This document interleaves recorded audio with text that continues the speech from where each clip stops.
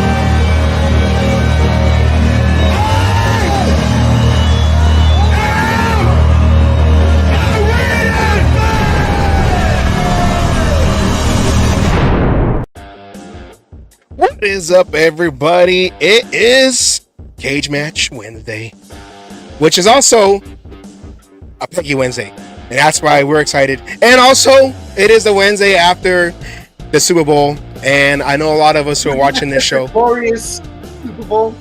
Yes, the victorious Super Bowl. And hold on, Asylum. I need you to be loud. I want them to hear you in Kansas, okay? Oh, What's going on? They hear me in Kansas. Everybody at work that's a Kansas City fan has avoided me all week. Not a single one has come up and said a damn thing to me after that loss. Since Monday to today, I have been avoiding like I got the damn black plague. Nobody wants to hear me. I've been saying it all this lead up, said it's going to happen, it's going to go, and not a single Kansas City fan has come up to me and said a damn word. They know they got to come and bow down to my prediction, what was going to happen. I didn't bow down when I come to town. But, I picked the hands down win, and that's what happened. Yes.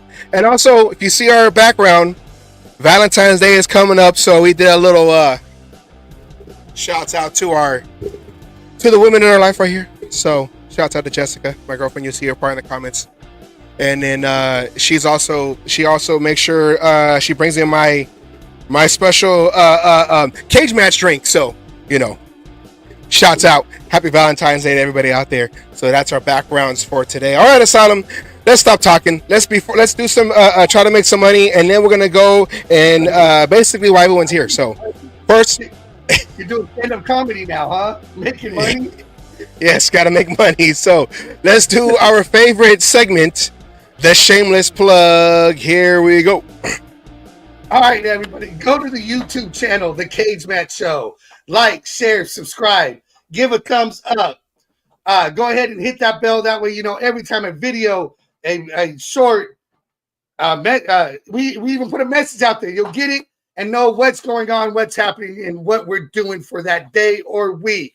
If Roger Goodell, is done flapping that little cocksucker of his about us and everything, and he decides to be a dickhead, go ahead and catch us on Facebook at, first of all, Oakland Raiders Savage's page, Oakland Raiders Savage, or my Facebook page, Asylum, to be able to catch up, see what's going on. And then, of course, when he brings us back on, because he can't completely stop us, just pause us for a brief moment. You could go ahead and catch us back on the YouTube channel so you don't miss a thing. Then when you're done with the show, and before you go visit Jeff's show, go to WGG. Shout out Go to Jeff. check out their variety of different energy drinks they got going on. When you click when you go to end your order, click the discount code Cage Match, one word, to get 10% off your entire order. And like we always say, when you think of wins, think of dubs. When you think of dubs, think of Dubby. Get the energy like Max Crosby trying to get that big contract, and you know he wants to stay here. We'll talk about that later in the show. And go there, Cage Match, one word, CAGEMATC. H. Okay, there we go. And go there, check out this. Check them out. They are our only sponsors. If y'all have sponsors that you want to give to us, we will take it because you know we're trying to be big time too. We want to be out there on the ESPN Ocho. You know, giving you your Raider news on the Ocho. You know, I'll do the Ocho. So you got to pay double for that, Cotton. Yeah. In Vegas. And also shouts out to the Compa Fabian. Go to www. We do this all the time, and I feel like we've been both kind of is this like Super Bowl hangover? Is that what it's called right there? www.art4lifer.com. Go there, check it out. Check out the Compa Fabian's catalog. I swear to you, I'm gonna go buy some more hats. I'm just trying to make sure that my finances are good, you know. I was gonna go whatever. Anyways, and I know I did the Philly Mirror. EGALE. Can I buy a vowel? Eagles. And so shouts out to the Cooper Fabian, and also shouts out to the Raiderman 19, the Raiderman19.com. Go there, check it out. He also has the Oath merch, is what you heard at the end of the intro. And speaking of that Oath, we want to somehow, some way get him to the torch at the beginning of this coming season, the 2025 season with Pete Carroll coming in. Maybe we can, you know, get some wins. But I believe if we do, it should kick off with Raiderman himself up there in the torch when he gets the whole 65,000 crowd of Raider fans saying, I am a Raider fan. Shouts out to Raiderman 19. We got to get him to the torch beginning of the season. All right, Asylum. Before we go into why everyone is here, let's just do a quick, scheduling what we're going to do. So big dates coming up, and we're going to have shows for these. The deadline for the clubs to designate franchise and transition players, March 4th. So we'll be talking about that leading up to that date. For clubs to basically legal tampering, unlike the Falcons, between the 10th and the 12th. So we'll be covering all that. And then when free agency starts, that's on the 12th of March, we'll have that going on. And also the big draft, the draft show, we're putting that together. And we're going to have a hopefully an all-star. I'm going to say hopefully, like they're not all-stars, but hopefully we can get the group that we want to get and get him on and just have like our own special broadcast going through all that. So that's just important dates. All right. Here we go. Asylum, do you have the intro ready? Give me 1 second. Yes, I do. All right. So without further ado, let's bring in the professor, the one that hits you with knowledge to the point where you do believe in CTE. Unlike Antonio Brown and Chandler Jones. Let's introduce her, the one and only Miss Peggy. Roll it.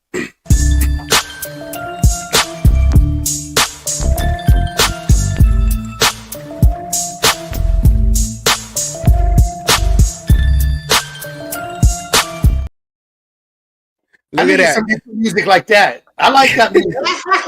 Look at that. She comes on, and we're already at double-digit viewers right there. There you go. See, that's what we're waiting for. That music.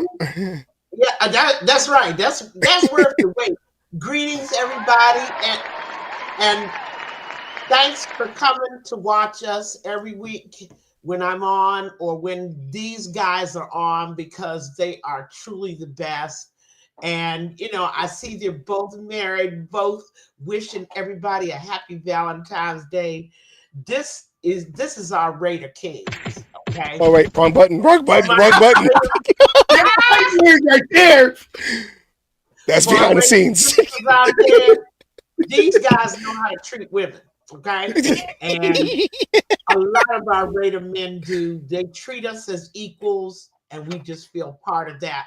I wanted to start right out some of my friends were getting down on me last time I was on. We were talking about the Seattle Seahawks and Pete Carroll, but I neglected to mention a very important coach, and that was the great Chuck Knox. Okay.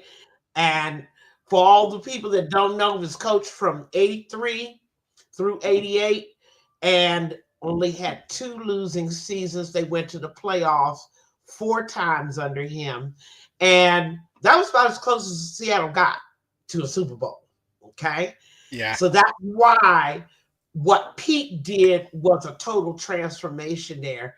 But now we got to talk about his OC choice, don't we? Yes. Oh, I was hoping you come on there because I think that man there checked every single one of your boxes for the OC Oh my list. God. He hits everything you were wanting: experience, building up a team, an offensive line, having to do the rebuild like he has to do here. I mean, I don't remember all your boxes, but I think every single one of those boxes got checked off for you. And it did. And first of all, it's important, Raider Nation, that we separate all the naysayers talking about Chip's not a people guy, Chip's a terrible head coach. We ain't hiring him to be a head coach. Okay? Yeah. Pete's doing that. Pete will keep whatever those things that made him not a good coach, he'll keep that in check. I have no doubt about it. And for all the other people out here that don't understand how Pete's already paying off for us, who could have got Chip to leave Ohio State? Yeah. Right after a national championship. Who could have gotten him to do that? Whose phone call? Who would have answered that phone if it wasn't from anybody but Pete Carroll? I don't believe Chip would have, and we really got a dynamite choice here. The job, as I knew last year when I heard Getsy was our offensive coordinator, I already knew we were doomed. The job of rebuilding the institutional damage that McDaniels did to our offense needs a pro, an expert. Yeah. Can't be nobody that's a wannabe offensive coordinator, 2 years experience. It has to be a guy like Kelly who knows. I know y'all ain't right. And I also told people at the end of the season that Scott Turner, bless his heart, even with his dad, he still doesn't give us the kind of offensive mindset that a Chip Kelly does. Focus on Chip's mind, how he thinks about offense, how he envisioned. Because what do we got, Asylum? We got 4 things that he's got to do. And you guys can add to the list. Rebuild O-line. He's got to make a decision about quarterback. All right, whether to draft or to work with AOC. They've got to find a number 1 wide receiver. And they've got to reimagine the offense and defense. Offense, running, and passing game. The entire system. What are you thinking, guys? What's Chip? Well, I mean, he said it even in his press conference. We talked about it last week when you weren't being able to be on. The fact that he says it doesn't matter who I have as my QB, I will build an offense around their strengths. Exactly. Not that this is what I'm looking for. He was asked that question. It wasn't this is what I want, this is what I hope for, anything else like that. He said, I don't care who it is. I am going to build around their strengths and try to keep their weaknesses from being seen. And that there is going to help out. And then the 2 key spots you put in there, which is going to help out any quarterback, regardless of who it is work on that offensive line, which Chip Kelly has done good with offensive lines. So has Pete Carroll. And then that running game. He likes his running backs, and he knows how to use his running backs and how to pull a guard, use them in zone. He'll do zone and power all in the same game, but he knows how to use that running back and put the blocking scheme in the right position so that running back can accomplish both right there. So those 2 spots alone will help O'Connell, will help, if he gets a Sam Darnold. I mean, you do all these damn names that are on this list I'm not going to say the one because I don't want him. I don't want him draft. I know he's fallen to us in the draft all of a sudden. And to me, if he was all of a sudden the number 1 and 2, he's 1 or 2, and now he's all of a sudden dropping to 6. There's something out there. There's a reason why he's dropping, and I don't want nothing to do with them. That That's aside, right. But it's going to come down to those 2 key positions. Well, the whole offensive line, but those 2 key things are going to help whoever the quarterback is, and then having somebody who can build an offense around whatever those strengths are of that quarterback is going to go miles in with this offense. And Savage, talk to us a little bit about how Chip creates offenses around the quarterback. Yes, he took Nick Foles. Who knew who Nick Foles was before Chip Kelly got a hold of him? Yeah, what a Super Bowl! And that's what I was gonna say is those are the highlights of Nick Foles when he was playing under Chip Kelly. Here's his numbers right here. Nick Foles, who basically going into his career became a career backup, journeyman backup, which is kind of like what they're saying about Aiden O'Connell, even though he's going to go into his 3rd year. People are already saying he's a journeyman backup, even though he's only been on one team, the one he's been drafted on, the Raiders, Team Ramrod.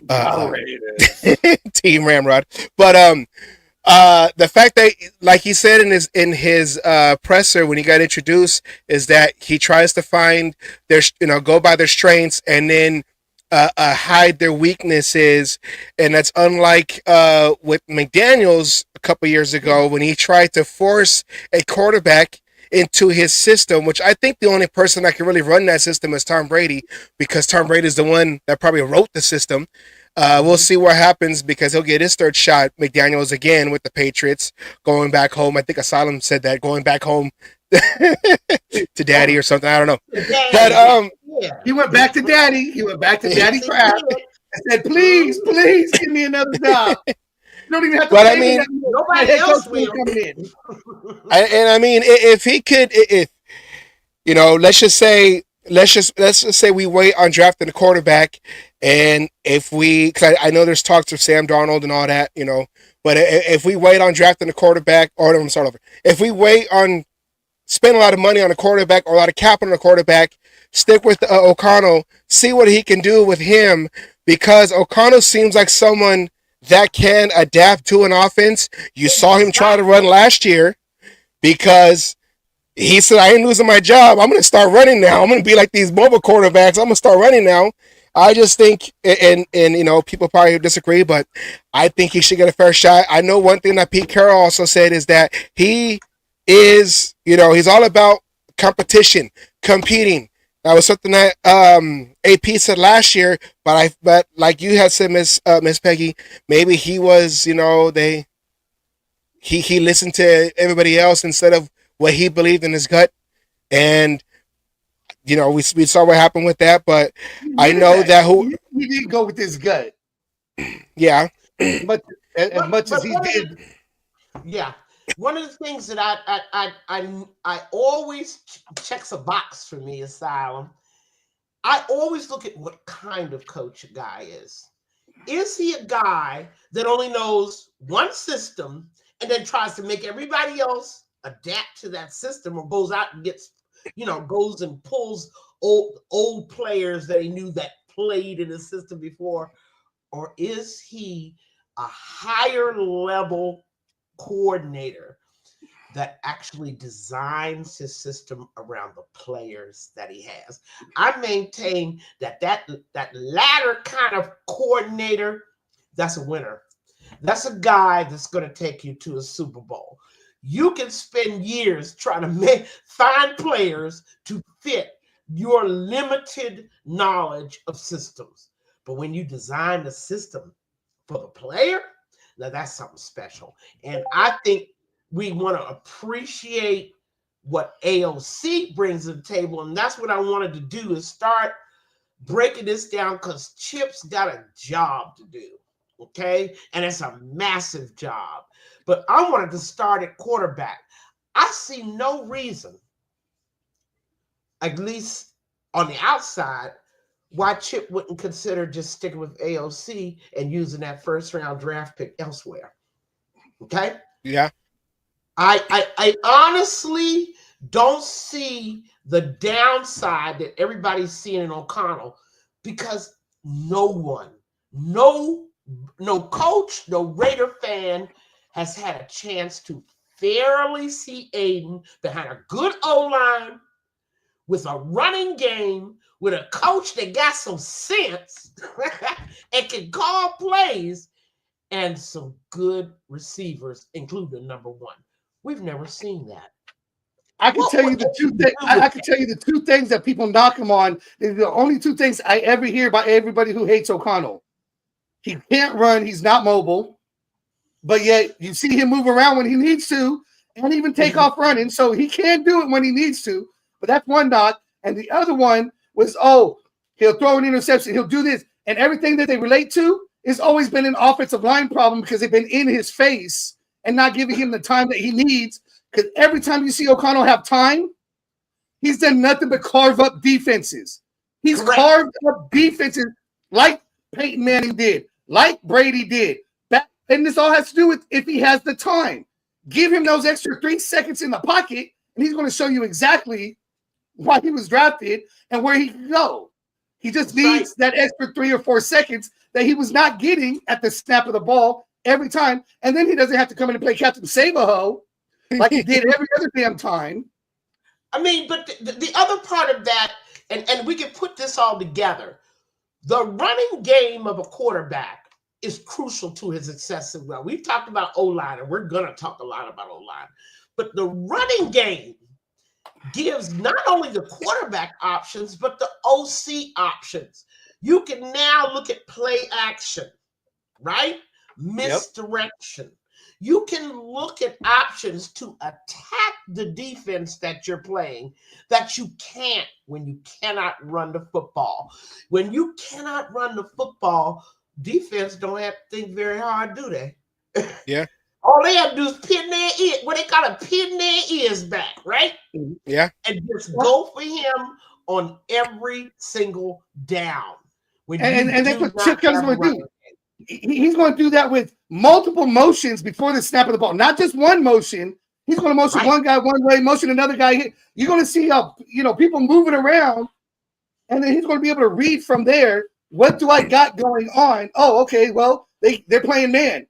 I can get away with this. I can do this, and he's going to instill the plays. Okay, you got 3 plays. If this is the front, you see, I want you to do this play. If they motion with this wide receiver, this is the play I want you to do after that. If they motion there and then motion with the other guy, and they just keep, you got everything going on, this is the play I want you to go. And all his plays, you're going to have plays that get very few yards, but most of his plays are designed to get chunk yards. It's designed to get 5, 6, 7 yards. Yes. And then if you got somebody who can break it out and get more, like a Brock Bowers, like a wide receiver that could do it, Jacoby Myers is going to thrive under a Chip offense. He's going to thrive. You think you see a lot out of him now? Just wait till Chip Kelly gets a hold of him. And this is the excitement created. See how excited the silent is? This is the excitement created when you have an offensive mind. Someone who can think on multiple levels. Don't just think about, I want to throw the ball to Brock Bowers. Kelly's thinking, I want Brock Bowers in single coverage. How do I get that? Yeah. Okay. I put this guy in motion to draw this. Send him across the middle and send somebody else across the middle to maybe create a cross buck. All kinds of imagining things happen in Kelly's mind. And we really, really haven't seen an offensive coach since the days of Madden and Flores. I don't believe, maybe Gruden. Okay? Probably Gruden. Gruden 1.0 for sure. 1.0, yeah. Gruden 1.0 for sure. Right, because you have to think on multiple levels. We've got that guy now. And I'm just so excited, as I was excited about Peters here, because I knew he would assemble an awesome staff. And these are the other things that we have to think about. But let's think deeper on quarterback. Everybody wants us to draft a quarterback. I feel confident with Kelly developing a young quarterback as well. What do you think? Oh yeah, he's done it before. I mean, with everything going, and it doesn't have to be like everyone wants Shador Sanders. You know, even in the number 6, you can still get that other player you need to help fill a hole. That could be, we'll use the word since we did have it with Brock Bowers, a generational player in passing on that generational player, and get somebody maybe in the 2nd or 3rd round, like a Jackson Dart that they're going. And then even Brady says, if they draft a quarterback, all they want him to do is sit for the year and learn. And that's right. That's going to help. You have Kelly, you have Brady, you have everything going. You have a Kelly sitting there working with the 4-year going, see that? That's what you need to be learning right there. Learn how to do this. And always in his head. I mean, Kelly is the kind of guy who goes to, after his quarterback meetings are done, his offensive meetings are done, he's in the damn defensive meetings. He's trying to learn all that. People forget he used to be a defensive coordinator at one point. So Kelly knows both sides of the ball very, very well. And we were talking, and y'all were just talking about, why do you set a guy in motion? Or maybe multiple guys in motion? Because you want to see what the coverage is. Okay? Yeah. And these are the little things that sometimes escape our little Madden junkies, because when you do it in real life, some real decisions are being made in those few seconds.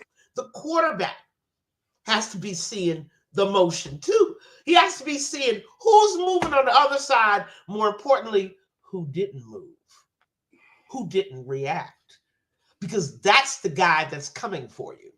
Okay. Yeah. These are things that it's subtle, but I think Kelly understands these intricacies.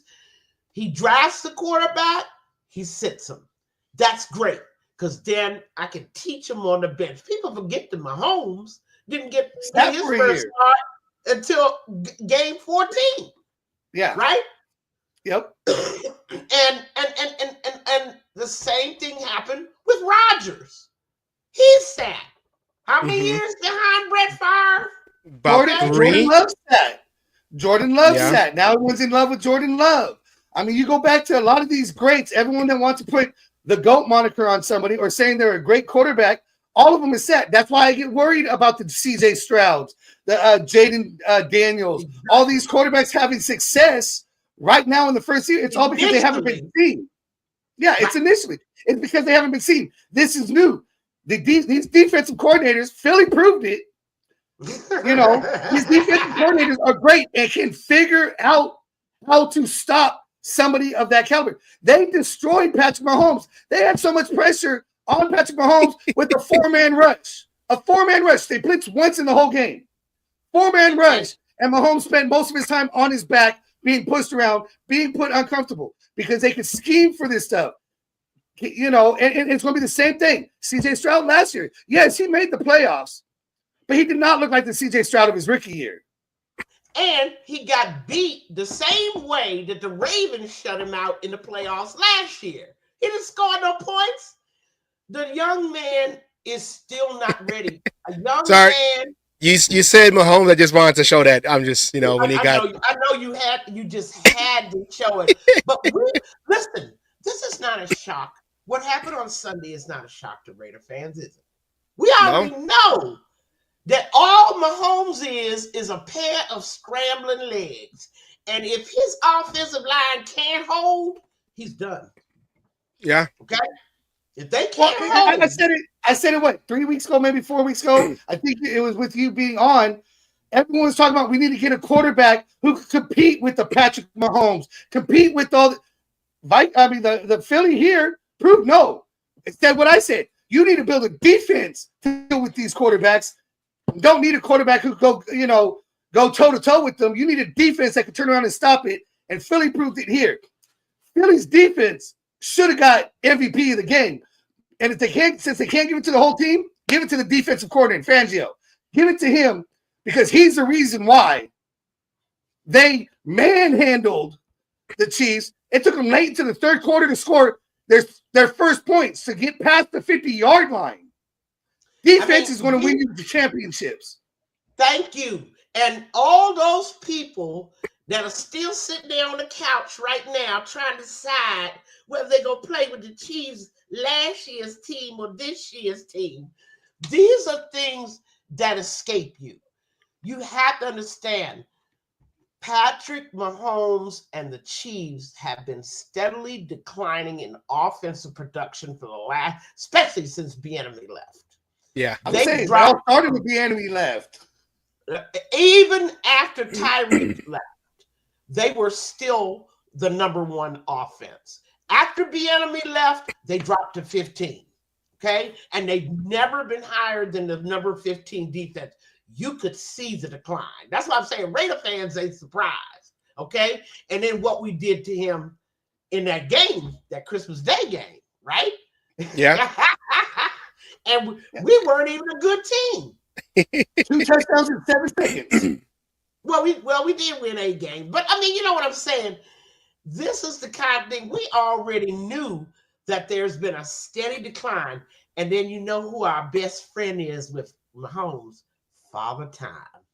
Oh, yeah. You ain't going to be able to scramble your way out of every situation. And let me tell you something, the Madden junkie, something else.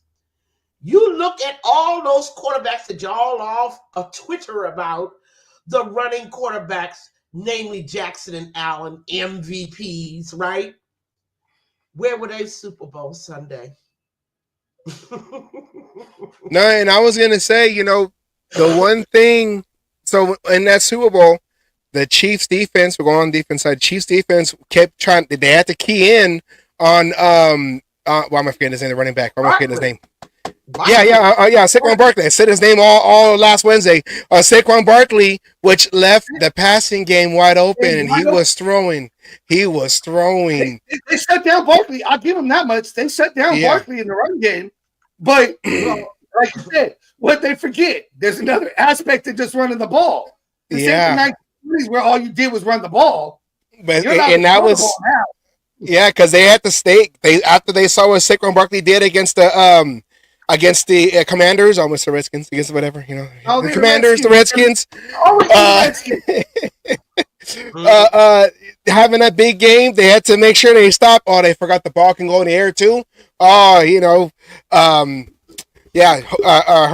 Hurts had some deep balls out there, making some touchdowns. That 15-yarder he had, that was a beautiful ball. Even with the defender being able to catch up and get his hand up in there, it still fell right into the one spot it needed to be for his receiver to come down and was not getting. I mean, that was a beautiful ball. I'm sorry, that was the best play of the whole Super Bowl. Going back to what you were saying, Asylum, about building our defense, man, if we get our own league in the boom. But building that defense is going to neutralize Patrick Mahomes, and of course, all we have to do is wait for Herbert to neutralize himself. Yeah, he's a Charger.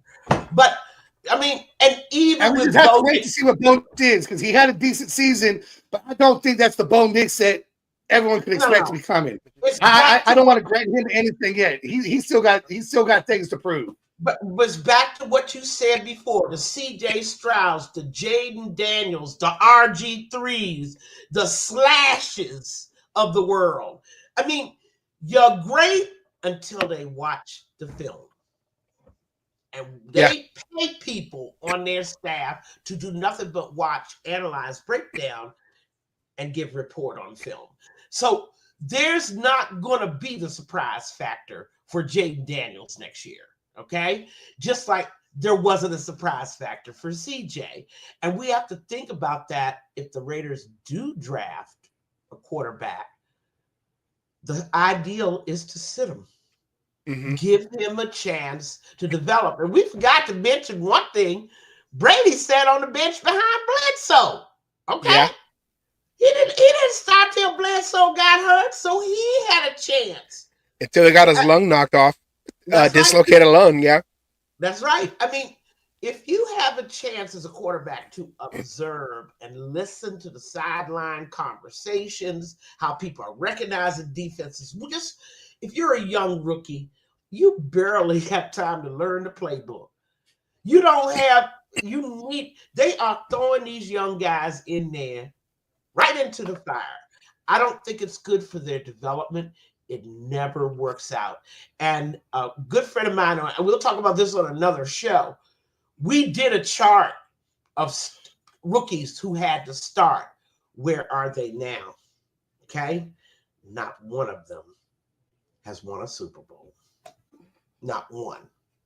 Because there's something about the development of a quarterback that you have to see.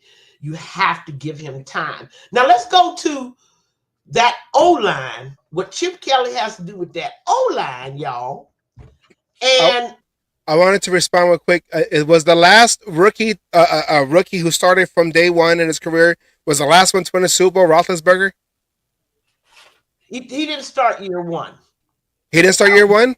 I thought he lost the AFC Championship game in his rookie year, and then he won in his second year, right? It might have been, and I also he might have been. We did do an analysis. I'm maybe not remembering, but let's say it this way: it was less than 5. Yeah, out of a group of 55, okay? And that was like 25 years ago. I'm not 25. That was like 15 years ago. So you know what I'm saying? Yeah. But let's go to that O-line, and Chip's gonna want to improve that O-line immediately. I'm not sure, but I don't think he can wait for the development of rookie guards. What's your feeling on this? What's y'all's feeling about that? As long as you keep JPJ in the middle at center, let's do what we got to do for the rest. I know. Don't forget, Glaze has got his time. You know, he's got his time and feet under him where he was at. Keep him in the same place too. Oh yeah, I would say with Glaze, if it's not tackle, have him in the middle. But he's proven that he was developing real quick, getting thrown out there, being from where he started going into the draft. So he was like a big surprise in our draft, being the third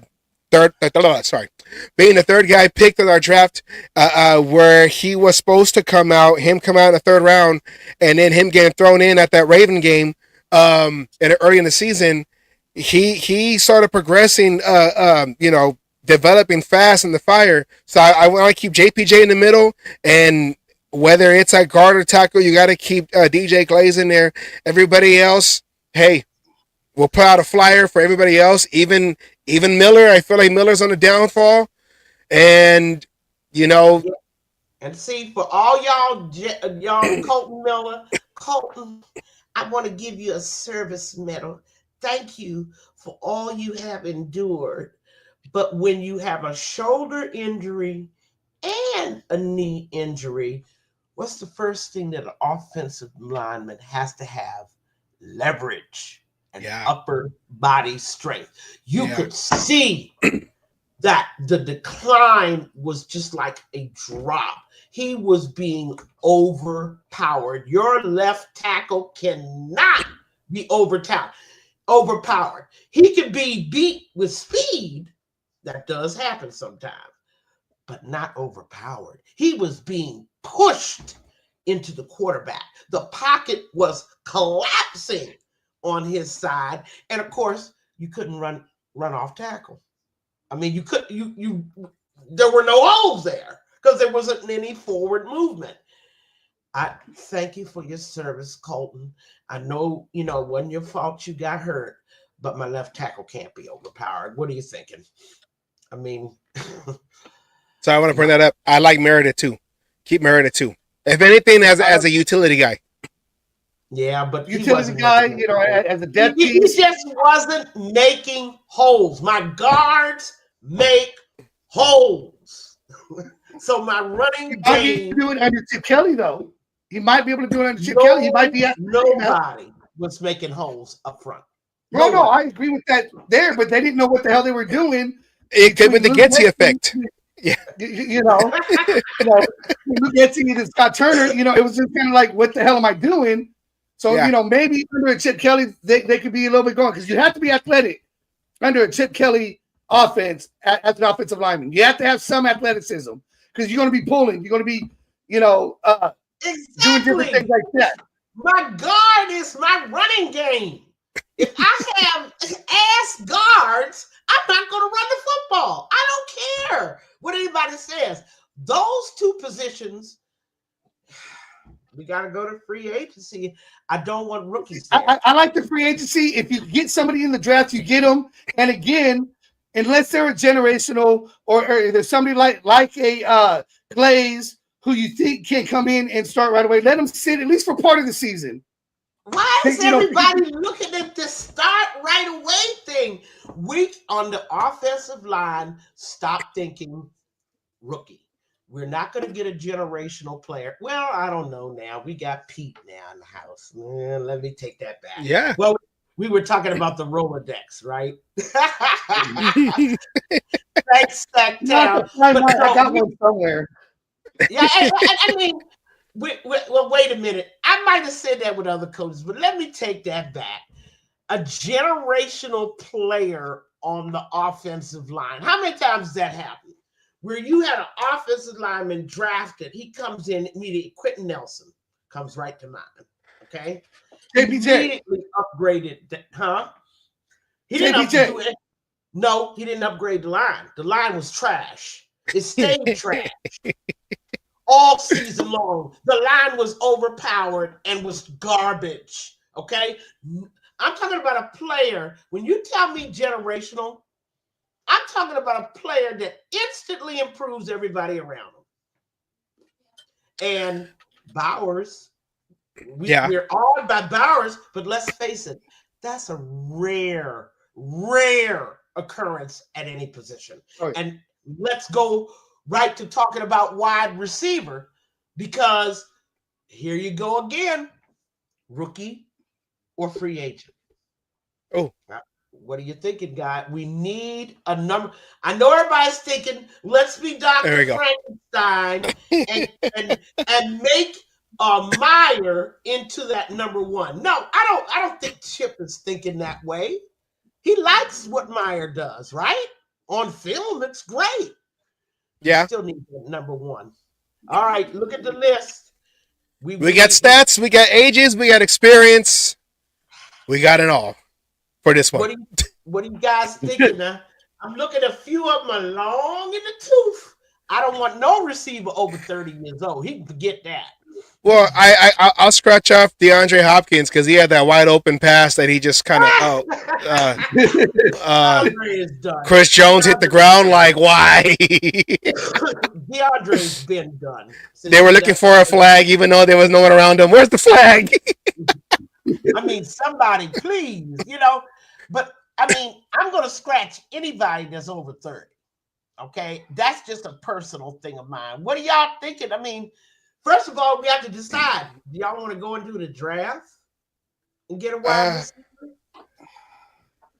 I don't have the draft one yet, but if we go if we go veteran, everyone keeps talking about this guy right here. Do we trade for him? How? 27. He hits checks that box asylum. And I mean, he's a field stretching, and he would get instant respect. See, this is the problem I have with bringing a rookie number one wide receiver in. He's not going to have that respect. I want somebody where the defensive coordinator says we have to double team him. Yeah, and I think I have I'm a little nervous of trading for a receiver after AB went all crazy in the air balloon, and then after whiny Devontae Adams, who don't want to be here. I want to play for a winner. I'm going to go to the Jets. Oh, okay. Wait a minute. You know what Devontae's fault? What happened? What happened was McDaniels. Yeah. What happened to the entire offense was McDaniels. Okay? Yeah. He came here to play with Carr, and then you ship Carr out. What do you think he's going to do? I'm going to go to my other friend. He's going to go to the Saints if Carr stays. Right. Well, right? I wouldn't be. I wouldn't be opposed to getting DK Metcalf because he had played under Pete Carroll. He was drafted by Pete Carroll when Pete Carroll, vice president of football operations up in Seattle. So I wouldn't mind a DK Metcalf. It depends what you have to give up to get DK Metcalf. For me, it depends on what you have to give up. They gonna want a rack of picks. It depends what you have to pick up. The only one on the free agent list that would interest me, and his own issues, especially health issues, would be Chris Godwin. Yeah, the health issues, and same thing with. But he has health issues. He has problems staying healthy for a full season. We could take a chance on Hollywood. I mean, you can imagine a Chip Kelly with a Hollywood. First of all, he would change that, bling bling personality thing he got going on. He does scare you as a possible AB, but Kelly will get rid of him way before that happens, right? Yeah. I feel like with this coaching staff, players who come in won't have the opportunity to try to take advantage because they're not new, they're not rookies or a guy who was an offensive coordinator trying to become a head coach. Like, these are established people who has won on different levels of football. Pete Carroll, both college and NFL, and then just recently, like you said, Chip Kelly, just like a month ago in the national championship. So they know that if they come to the Raiders, they can't mess around. And not saying they can't have personalities, but they can't come in and be that diva like a lot of receivers turn out to be. They're gonna stand in line and do what they got to do to win. So I feel like the character issues, if you bring in someone who's talented but has character issues, they're not going to. It shouldn't affect. In the beginning, it shouldn't affect the continuity and the locker room. All them big words, all them cliches they say. So he shouldn't affect that. You have to remember, though, Hollywood Brown comes from the Antonio Brown tree. They are cousins. Mm-hmm. Okay? Oh, no! They're all related. Oh, no! Gene pool! So you say that about Pete Carroll, but Hollywood Brown could be one of those ones that goes against his coach in that. T. Higgins isn't even a number one receiver on his team that he played for last year. He was the second, the wide receiver 2 there. I mean, yeah. I'm for the draft. I know this McMillan kid. There's high things on him, but I don't think he'll be there at 6. He's probably going to go higher than that. Really? I think really. But even then, you're still looking for generational. We need a number 1 that's going to command fear. People are going to game plan for him. Okay, we're playing. I mean, even some of these guys, the names that are on the list here, at least the opposing defensive coordinator said, okay, we got T. Higgins this week. We have to do something about that. Yeah. But a rookie? What are they going to say? Let's see if we can beat this kid up. Chip him, chop him at the line of scrimmage like they did to the one that's in jail now. What the Riders drafted? One is Ruggs. Yeah. How did they beat him up at the line of scrimmage his rookie year? It was pathetic to see that. Who was opposite Ruggs in his rookie year with the Raiders again? I can't remember. Oh my God, I can't either. But maybe that's how it was. I don't remember. I mean, he probably wasn't that good. Unless it's a generational player, which happens once in a while, your wide receiver is going to have to take some time to get used to the push and shove that goes on at the line of scrimmage, and then running the right route, knowing how to change your route to match your quarterback, the situation of your quarterback. I mean, just little things like that takes time to amass that kind of knowledge, that kind of skill.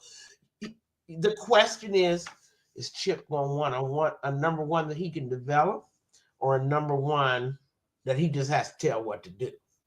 Well, I mean, I think I'm going to have to trade for that number 1 that you're wanting, because I don't like what I'm seeing in free agency. And then it comes down to, what's it going to cost? You're going to have to give up that first round pick in order to get that number one. Are you going to have to give up more and affect your draft in other places?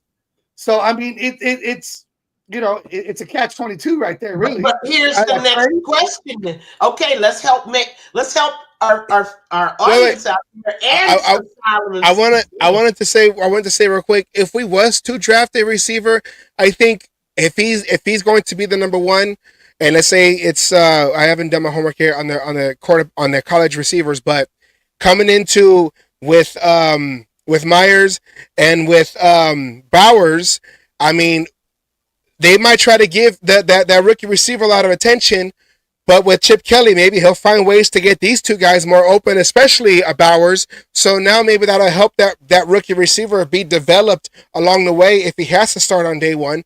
I'm just saying that's a possibility that if we just go on the draft route and it has to be starting right away on week one, having these two other guys as weapons would be beneficial for him in week one, because he's not going to have to be the guy like a lot of rookies who come in and start has to be the guy, whether it's quarterback, running back, receiver. He will be amongst other guys, so he don't have to be the focal point. And if he is the focal point, we have other guys like a Bowers, like a Myers to maybe, get open and. See, I'm thinking about the Chip Kelly offenses of the past. I think that's where my mind is. You still need that guy that I can throw a 60-yard bomb to. Okay? He's quick, he's fast, he can get deep, he runs great routes, and maybe we're greedy. Maybe we're gonna have to wait for Santa Claus to come this year. Maybe we're not gonna get that this year. Well, what about I know for that number one pick, it's either quarterback. There's the people who want a quarterback, rookie quarterback, and then there's basically other, which is best player available. But let's say we choose the best player available route on that pick six, on that sixth pick. Mahomes those pick six. Do we if we try to get a veteran quarterback, let's say you need a veteran. Oh, sorry. Oh, God. I forgot about the third option. We didn't talk about that. That is a third option. Sam Darnold is everyone's looking at. I'm not happy. I'm not a happy camper. Why? Why do I want to waste my money on this? What up, Homer? Serious, savage. I mean, why do I want to waste my money on this when I've got AOC and I can draft a quarterback? And that's, I'm on, we're on that, let's just develop AOC, or let's not say AOC, Aiden O'Connell. Let's develop Arrows. We call him AOC over here, AOC. Let's develop him. That's but good quarterbacks. Yeah. These are for the people who say, hey, let's go get a rook. I mean, we're talking about the rookies already. Let's go get a veteran. And Sam Darnold is being pushed around the media as the guy at the Raiders, keep an eye on him, the guy at the Raiders are looking at. But then also because of the Pete Carroll, the Russell Wilson, even though he said, nah, I'm going to stay as a Steeler. But if the Steelers do stay young, they'll probably stay with Justin Fields. So Douglas. Raider Homer shout out. I gotta give a shout out to Douglas. They know better than that. Now, as a Raider fan, we all know we're all Raider fans here on the show. Us, I'm going to say I'm the younger one because I can. Asylum, I'm sorry, but I'm used to. I'm used to my guys. I don't. Age doesn't matter. I'm used to Raiders. I'm used to my Raider teams, even going back to Al Davis. But Al Davis, how a Raider man calls him King Al. I believe King Al. But going back, we have seen the Raiders go and get quarterbacks. Remember guys like.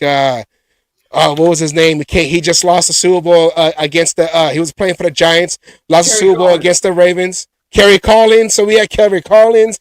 We traded the best trade in the NFL.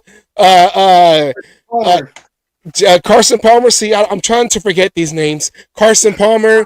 I mean, we had Culpepper at one point. You can't forget history.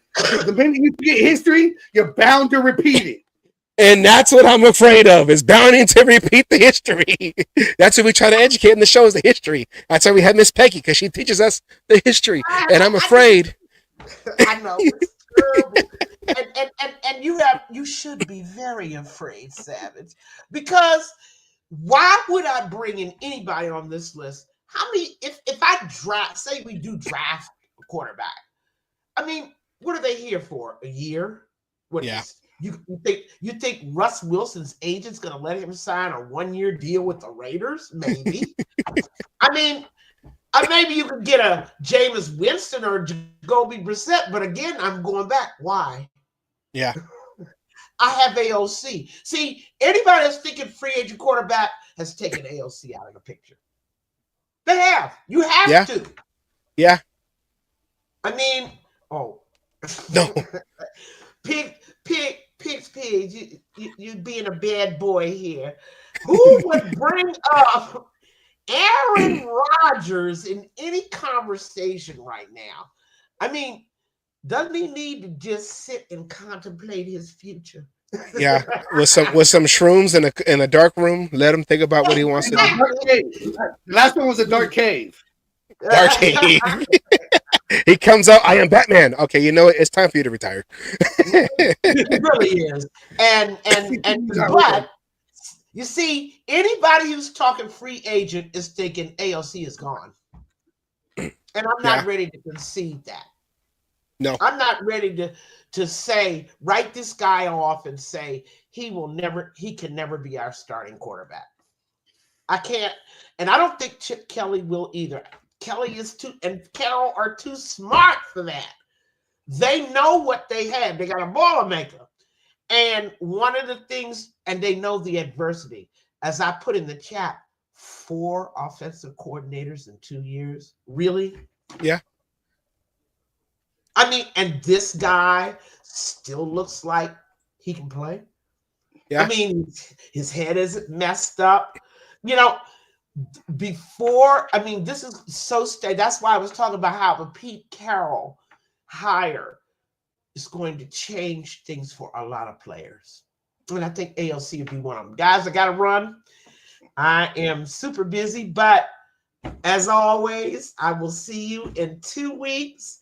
And we will continue because, quite frankly, that running game, we need to talk about. What do you think Kelly's going to do? I don't think we have the running back that he wants in our backfield. This is my personal opinion. They're not strong enough. They're not big enough. They're not fast enough. They're not diverse enough. But we'll get back to that the next time I'm on, right? Yes. Because by that time, Chip may have gone out and done something by then. But anyway, we'll talk soon. It's nice seeing everybody, and I'll see you in 2 weeks. All right, Miss Peggy. Thank you for always wanting to come on. Hold on, give her get her intro or her intro outro. Silent. Oh, I got an out thing, huh? Ready? Yeah.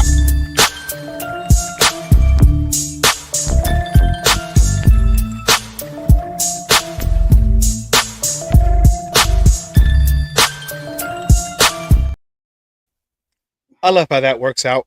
Shouts out to Miss Peggy for coming on. I know she wanted to come on last week, and you know she has a very important job. And so she was telling us, you know, in the green room that she got hit up again, and she said, "No, I have something I have to do for an hour. I cannot do it till then." And so she actually put work aside just for an hour, just to make sure she was on the show, and we appreciate anytime she's on, especially when she's got to go that route.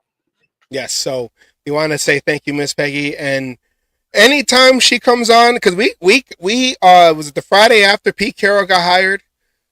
It was right. It was that. So we it was like a last minute thing, and we both asked her, we both begged her, and she already had plans, but she said, you know what, I'll go on. So that's why we appreciate her, because on that last minute, and it was maybe like 3-4 hours before. Like, hey, Miss Peggy, it's still your week. That was you. You say it's still Peggy week. Let's go. And she said, "Oh, okay, yes, it's important. Let's go on." So, we always appreciate when she comes on, and I think we on for longer than an hour that show. Yeah. So, and then we hand it off to Captain Jack.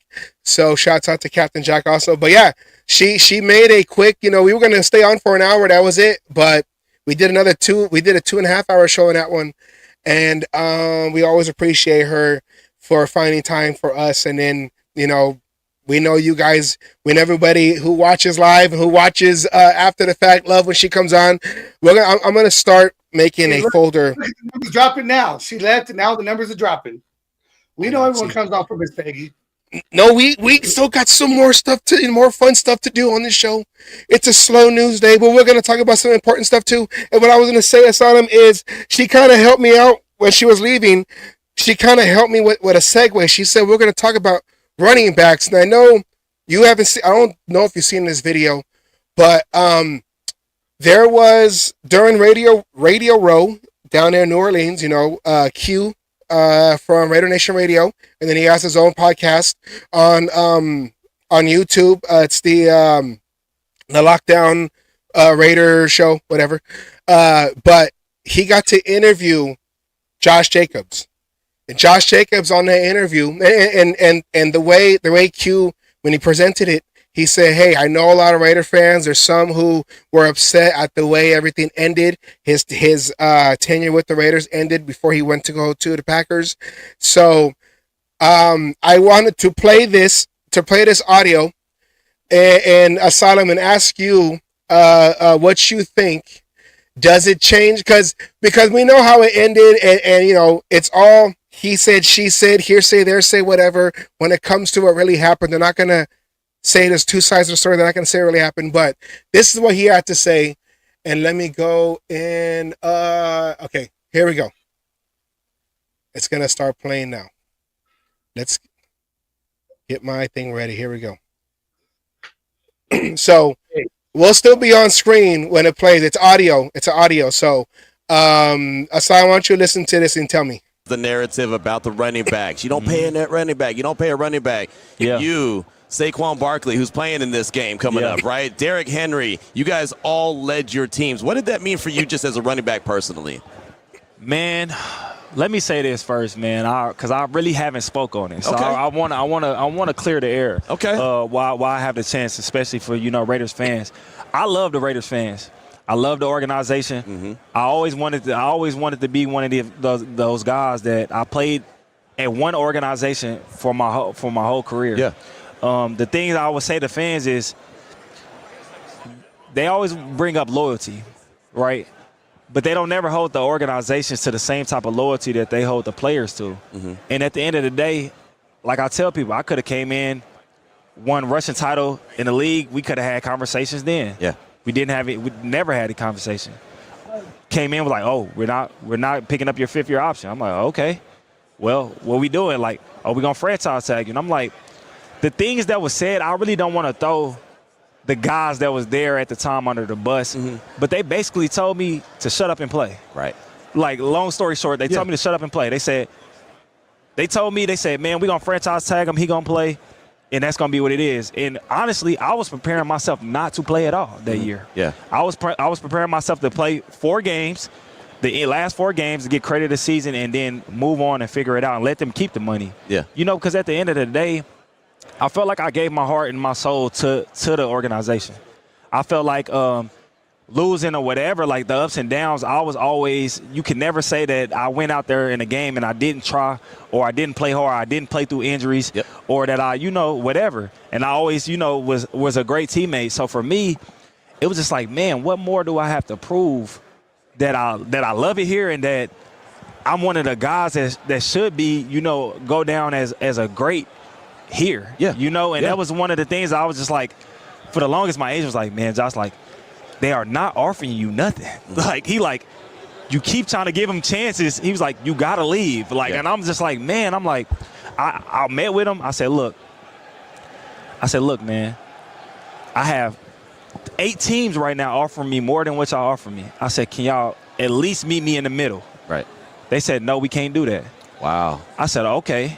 I'm like, all right. I understand. You know, the market at that time is whatever. I said, okay, well, if I take the number that y'all offer me, which was 3 for 10, 3 for 30, 10 a year. I said, can I at least put incentives in my contract that if I hit them, I get it, and if I don't, I don't. Right. It's not really, you know. That'd be on you. It'll be on me. Right. You putting it on me. They looked at me and said, no. Wow. I said, well, then what do we have to talk about? And, like, so it's funny to me because everybody, like, they perceive it a different way than what it actually happened. Yeah. You know, it's like I never wanted to leave. I never wanted that to be the reality. I literally tried everything I could to make it work. But after a while, you're not going to just keep saying F you to me and then expect me to just sit there and be like, okay, yeah, like that's not who I am. So it is what it is. Like I said, at the end of the day, I still love the organization. I still have love for the fans. Hopefully one day, man, you know, when this is over, I can still come back and light the torch, you know. But it just played out how it played out, man. And it is what it is. Now, and I know people are going to say, well, the last GM, and I know another podcaster goes by D, first name Raider, had made a clickbait video to already jump on Telesco. Now, it was confirmed on, I believe it was today's episode of Locked On Raiders podcast on YouTube, Q Myers, that he wasn't talking about Telesco. He was talking about Ziegler and McDaniels. And you know, in the Patriot way, their mentality is, let's just move on to the next. And I know we said in the show, because the way it looked is, you know, and he was injured, that he kind of just sat out. I got an injury, like basically did what Devontae Adams did, yeah. And so, you know, we were critical. We were critical on how it all ended. But hearing this side, I mean, you know, and like I said, he confirmed it. Q Myers confirmed it today on the show that it wasn't Telesco, it was Ziegler, and it was McDaniels. Now people are saying, well, they got fired. Well, I mean, you know, the narrative is they got fired in the middle of the season, you know, and Telesco took over in the offseason. I guess what Q also said was Telesco never made the phone call to try to negotiate with Josh Jacobs. And I do remember when free agency started, Josh Jacobs was quick off the board and he signed with the Packers. So now I don't know if Telesco had time. I don't know exactly how it works with your own free agents. If you can talk to your own free agents before they hit the market. I know me and you were talking about that the other day. Can you negotiate with your own free agents before? I know you have the tag and everything, the franchise tag, but part of that relationship with the Raiders and Ziegler and all that, it probably just kind of ruined it from then on. But hearing what Jacobs had to say now, how do you feel, Asylum, about, I'm just saying in general, just about the situation of hearing Josh Jacobs' side of the story? What is your take on that? Well, I mean, I think you got comments on here. The last two really, says a lot. You know, running backs have a short shelf life, so it's always a tough situation. Always a tough situation. You don't have a lot of, Henrys who could be doing it for, but Henry's like so much bigger than everybody else and going, who could do it that long. So it's a short shelf life. He was used a lot over the Gruden and McDaniels years. And again, we don't know, he's saying, we don't know who he asked about the incentives with. Was that Telesco or was that Ziegler? And if it was Ziegler and they said no, and he didn't give Telesco a chance, that falls back on him because he just took it, right? He didn't go.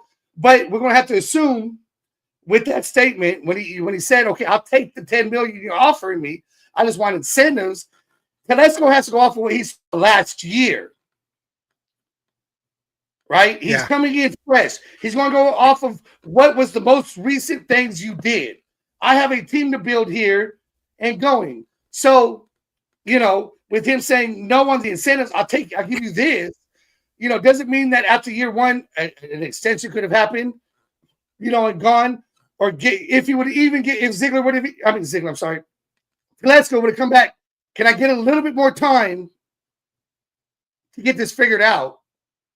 We don't know if Josh Jacobs put him on the spot and it's answer now or I'm signing elsewhere. There's still aspects of this conversation missing. But based off of, do I think of what Jacob said and asking for incentives is bad? No, I actually think that was a nice solution to the problem. Yeah. That was a nice solution to the problem right there. Just give me some incentives to hit. Then it's on me. If I don't make it and I only get paid $10 million, it goes. It sounds like he was willing to negotiate, and go. But at the same time, it also sounds like he wasn't giving him much chance to think about anything. It's this and now, or it's nothing. And anytime, most people in a GM role and shit like that are given that option, they're going to choose the nothing. They're not going to get, played like that, because what happens, God knows what happens, and then it falls back on them. Not to mention what they were looking at with Zamir White, Sincere McCormick, bringing in Batson, shit like that. The things going, he's got a lot of shit going on at that particular moment. So if you give me it's my way or the highway kind of shit, most of the time people are going to choose a highway. Yeah. So I do. No, I just want to say I do see some aspect that Josh Jacobs was doing that we did not hear, and coming with the whole give me the incentives. I do like that solution. But, did he give him time to think about it, or was this is our response? And by the end of the day, I need an answer, yes or no. We don't know that aspect. It was, we don't know if it was 2 weeks after that they said, no, we're not going to do it.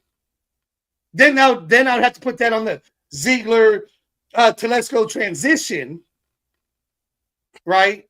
And go and put it on them. But we don't, that's the one thing that's missing. It wasn't, well, I gave them 2 weeks to figure this out before I took this, this other offer. Like you said, he went off really quick. Saquon signed, and then it was Jacobs. So it was almost felt like this is what we said. Oh, Saquon signed. We need to sign now with somebody else before Henry goes, whatever situation. And they didn't give him time to even, figure out what incentives they wanted to do. I mean, did he say what incentives he wanted? We don't know that either. He just said, give me incentives. Yeah, and I guess this is one of the things that I can criticize. I'm gonna go off on this case. Like Mark Davis constantly, and I'm gonna play something with Max Crosby, but the environment with the Raiders, let's say up until Pete Carroll got hired, because we don't know what's going to happen. We assume off of the resume that it's going to be a more stable place to play for and work for, but just a constant change and and going like, and that's what I said a couple weeks ago with Mark Davis. Like, if you say you don't know football, you're not your father. We all know that. Just sit back. You can be on the screen, up in your booth, your luxury booth, whatever at the stadium, but just sit back. Let the football guys take care of the football, the football operations. And I feel like that's where Mark Davis kind of steps in, because he wants to be part of it. But it's like, just come back, sit back, and let everybody else do it. Now, when it comes to, with him making these, I'm going to go after McDaniels. Did you forget what he did in Denver? I know it was 10 years ago, but that was just only 10 years ago. Do you remember what he did over there? So, and I know the unfortunate with Gruden, Gruden was forced to resign, though it gets kind of back and forth. He was fired. No, he was forced to resign. Either or, Gruden was out. That came, out of nowhere after the emails got surfaced. But the constant change that Mark Davis has done with this team.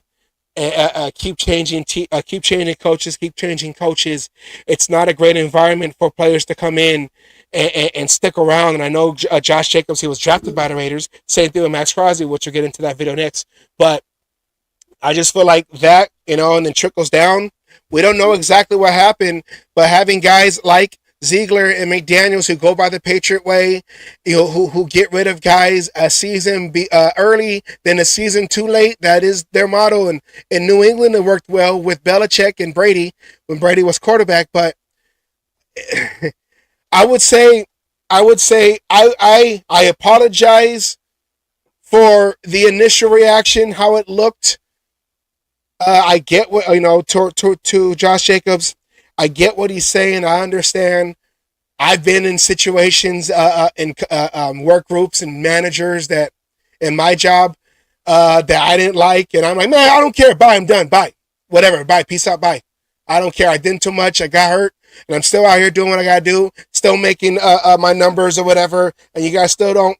Whatever. But at the same time, he was injured. He was getting more injured a lot, except for that contract year. He was injured a lot. During his Raider tenure, he goes to Green Bay. He has a Pro Bowl year. They they were knocked out in the divisional. No, they were knocked out in the wild card. Wild card, yeah. Yeah, the wild card. But I mean, you know what? His situation, he moved on, and for him, his decision as of right now, it looks good for him. So all I'm gonna say is, hey, I wish you luck. Continue on. If it was a Ziegler McDaniels thing, then I understand. Because look what he did to that whole playoff team. He gutted it up, and he just started trying to bring guys in that did not work, and he didn't last long, McDaniels. So, and I'll add to that a little bit. He moved on. It is what it is. Do I hate him for it? No. I get business decisions. That's a part of football. I don't hate him for it. But there was a lot of back and forth between him and Raiders fans. You made your decision. You don't need to defend it. You go and do your things. This whole back and forth. I don't know how much of these conversations that are going on, this interview here, how much is this of him trying to save face? We don't know what it is. He had a bad run with the McDaniels, Ziegler, regime. And because of that, I can't blame him for doing what he did. I don't blame him. I don't have to like it.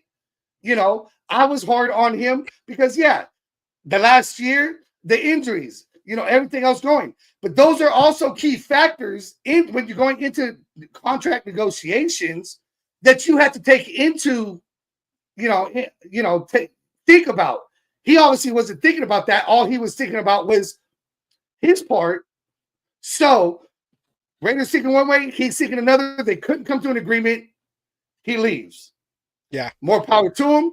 Have a successful career. Anytime you play the Raiders, I hope you don't fucking run good. Just like any other player, Raiders player that's left. I don't hate him for those reasons. I don't have hate for Josh Jacobs. I like getting this little bit of clarity in the contract talks. I like the fact that he found a way to try to make it work. But if you're going to be transparent, be completely transparent. Don't be opaque. That's a big word. I went to the Department of Education. What opaque? That's where you can slightly see through something, but you can't completely see through it. Transparent is you can see completely through it. Don't go this halfway thing. I don't want to feel like you're just trying to make yourself look good. And it's almost where this interview kind of goes. But again, I don't blame him. He made a business decision. What decision would I made in that exact same situation? I don't know because I don't know all the facts. I would have done the exact same fucking thing. Yeah. So I can't blame him for that. This is money. This is, your livelihood. You know what? Fuck you, Homer. First of all, the name's Asylum, not size. So get that right, ho. I can play the same game. We gotta get home on the show. Well, going from what'd you say? Anyway, I just want to say something. Just it comes down to it. It is what it is, right? In the end, we didn't end up with him. And to be honest with you, I don't know if he could have done anything behind this offensive line we had to begin with. No. So, the people who are mad about him leaving, do you really think he would have done what he did in Green Bay with us? I don't think so. And, that deflates yourself. It gets you to the point of, we use Max as an example on this, right? He's been high on the Raider until I die. But now you're starting to hear the way he says certain things, and now people are taking those out of context because of all the losing, all the change, all this shit. So we don't know what he would have thought after playing behind that offensive line. And said, you know what, fuck this, trade me, and all this other shit. He made the right decision for himself. More power to you for that. I'm happy for you. Go get your money. Go earn your money.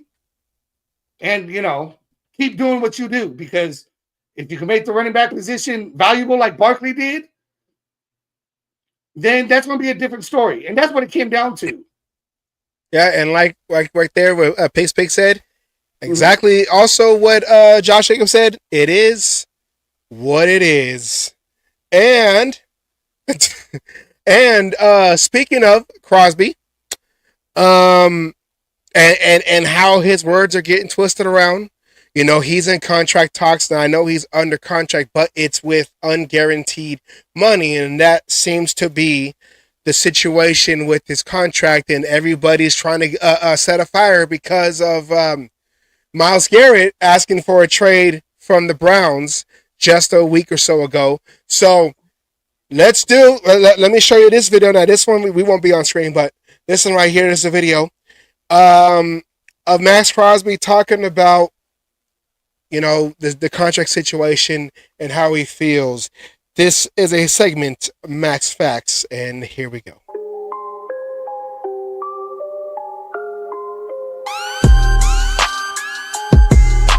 I mean, there has been a lot of change. It's been frustrating, to say the least. This past season is probably the most frustrating year I've had, to be honest. Starting with the injuries, you know what I mean? Getting rolled up twice in 1 year, getting a high ankle, playing on a torn up ankle is tough. They're trying to do whatever they can to stop my guy. Whatever, you know what I mean? So that's a part of it. It's part of the game, but on top of it, it's just like, the losing. You know what I mean? We've played with multiple quarterbacks this year. Whole offensive staff is fired after 9 games. Like, it's just tough. You know what I mean? I put everything into it, and I know I'm a winner, and I know I'm a leader at heart, and I prove that every day. And you start questioning everything when that's going on. Am I not doing enough? Am I doing? That's probably was the hardest part. So obviously bringing in Pete Carroll, a proven winner, one in college, one in the pros. Every conversation I've had so far has been awesome with him. Front office, new ownership, all those conversations have been great. So on my end, you know what I mean? There's a lot of things that, we got to talk about and get detailed, from contract to what's next, what's our plan.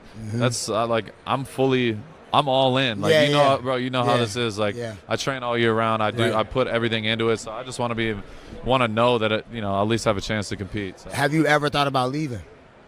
I mean, it's crossed my mind at times. You know what I mean? Like, the guys that inspire me are the Kobe's and Jordans, the guy that 100%. stayed at, one place. Like, I'm loyal. Like, I went to Eastern Michigan. I never planned on going anywhere. They wanted me to grad transfer my last year. Like, agents coming. You go to Michigan, go to South Carolina, go to this. I'm like, shit, I'm going to the league. You know what I mean? I've done what I need to do in college. So, I'm going on my 7th year being a Raider. Crazy how time flies. But like I said, bro, I'm a competitor. I'm an ultimate competitor. I don't care if we're playing 2K. When you come to my house, we're playing Pig. Like, we're not leaving until I win. You know what I mean? And I feel like that right now. You know what I mean? It's been tough, but I am optimistic, and I do believe in what I've heard so far. You know what I mean? So there's, like I said, there's obviously the contract side of it. We got to have those conversations, and we are having those conversations, and take it one step at a time. But at the end of the day, that's the least of my worries. I know my production and my leadership that's going to take care of itself. The money is the last part. That will be good. It's just I want a chance to win. You know, I don't want to sit here and be like, I'm want to join the Chiefs and go get a suit. That doesn't mean shit to me. At the end of the day, like, I know what I bring to the table, and I want to be the reason and a big reason of why we're doing what we do. So that's why I love, why I've loved being here is, like, it is a challenge and it is hard, but I do believe that my day is coming for sure. And right here are the two top guys. Myles Garrett asking for a trade. Brown saying we ain't going to take any phone calls.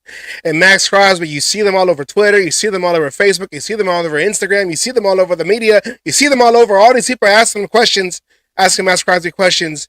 The Myles Garrett, Max Crosby comparison. You heard him say he's going into a 7th year.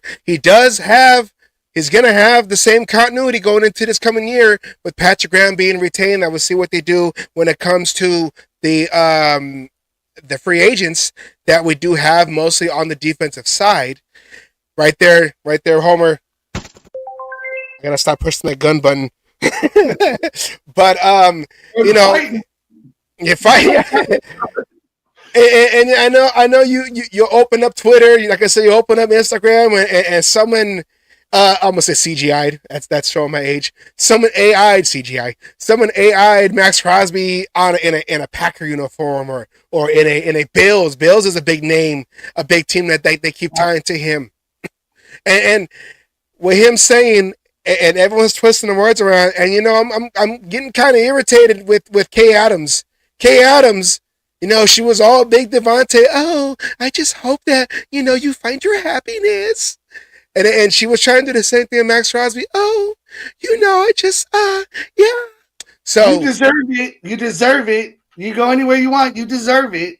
Yeah. So Asylum, hearing what Max Crosby said right there, going off of what he actually said. I'm not saying you in specific, but just in general, for people who are like, oh, see, he's saying this, he's saying that. Those clickbaiters, look what he's saying this, he's saying that. He don't want to be here. He said it right there. That could have been twisted around too. I want to go to the Chiefs. Someone could have cut that up and posted it. I'd be like, see, he wants to be a Chief. End it right there. And go to Super Bowl. So Asylum, seeing that right there, what is your take on what he said about his future with the Raiders and what he wants to do with his career, so on and so forth, etc. What is your take on that right there? He just wants, to me, I'm hearing he wants to hear where they're headed. All right, we got a new regime in yet again. He said he's been, he's in the league for his 7th year. This is how many head coaches, how many defensive coordinators, you go down that list, right? All he's saying, he wants to know, where it's headed. And the second part of that is the only way you show players that value them, that you love them, is money. It comes down to, is he asking for more money? No. He keeps talking about guaranteed money. So how do you fix that? You can restructure what's left on his contract into guaranteed money. It's just a restructuring of the words. You don't have to pay him more. It's still 2 years. You can turn around and say the next 2 years are guaranteed. Why do they do this? Now, unfortunately, this falls back down to Pete Carroll. He had one player 1 year. They were talking about money. Didn't end up getting his money. Ended up flipping him off while leaving the field because of injury. Because it comes down to the injuries. When you don't have the guaranteed money and you get injured, you don't get paid. So you turn around and show Max, who the last couple of years has been coming up with some big injuries. Yeah. Right? Okay. So now you turn around and say, look, you got, what's his contract? Another, it's like 40 million, something like that left. We're going to restructure your contract and guarantee you your 40 million. It's guaranteed. Let's see. Does that keep Max Crosby? Or does that still tell him, no, we don't want you? By what I'm hearing, that guaranteed money is all that matters. Guarantee half of it over the 2 years. Yeah. Right? Guaranteed 10 million a year, 20 million total, 30 million. Do something so you have that paycheck coming to, base pay. But if it's guaranteed, that's all he cares about. He's looking out for his future. He's looking out for his family. And in the guaranteed money, that's where it's at. We've heard, he likes where everything's going with Pete Carroll. He likes what he's hearing. Will he take an extension? Oh, I'm sure he'll take an extension. But he hasn't said anything about more money. It's just So he guaranteed money. he signed a 4-year, $94 million. His average salary is $23.5 million. It says 2025. So this coming season he'll be making 27.9, and then 2026 he'll be making 24.8. So Okay. with that, yeah. So you guarantee a good portion of that, right? Let's say it's 50 million, just for an easy number. Okay. You guarantee 40 million of it over the next 2 years. Yeah. You think that'll keep him? You think that'll make him happy? I all I think hear out of his mouth, I'm sorry, but all I hear out of his mouth is guaranteed money. Yeah. I would say the money make it guaranteed, and I mean he's got the same, he's gonna have the same defensive system with Patrick Graham going into his 4th year. It's right now also, what are they gonna do with the other guys on defense, especially like a Spillane and all that, because they do have to sign some guys. They got to figure out how to distribute all the money that they're gonna get. And then also what the plan is on the offensive side, because the defense, even though they weren't a top, we all thought they were going to be like top 5.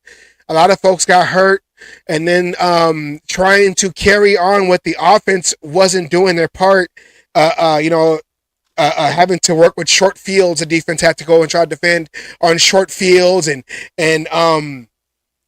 just unfortunate turnovers from the quarterback position, Minshew. But he probably wants to know, okay, what are we going to do? Tell me, what are we going to do to be different?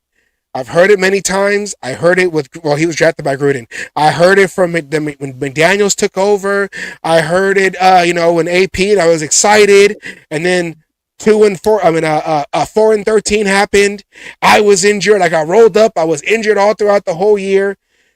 I want to know, where are we going? What are we doing? And what's the plan to compete with the guys, especially Kansas City, in our division? What are we doing to be contenders and be taken seriously as an organization? Because he's tired of the change. He's tired of every other year or every year he has a new coach. And like he said in the previous interview, he's tired of, he has guys that he likes to work with, and then they're all gone because a new regime came over and they brought their own guys in.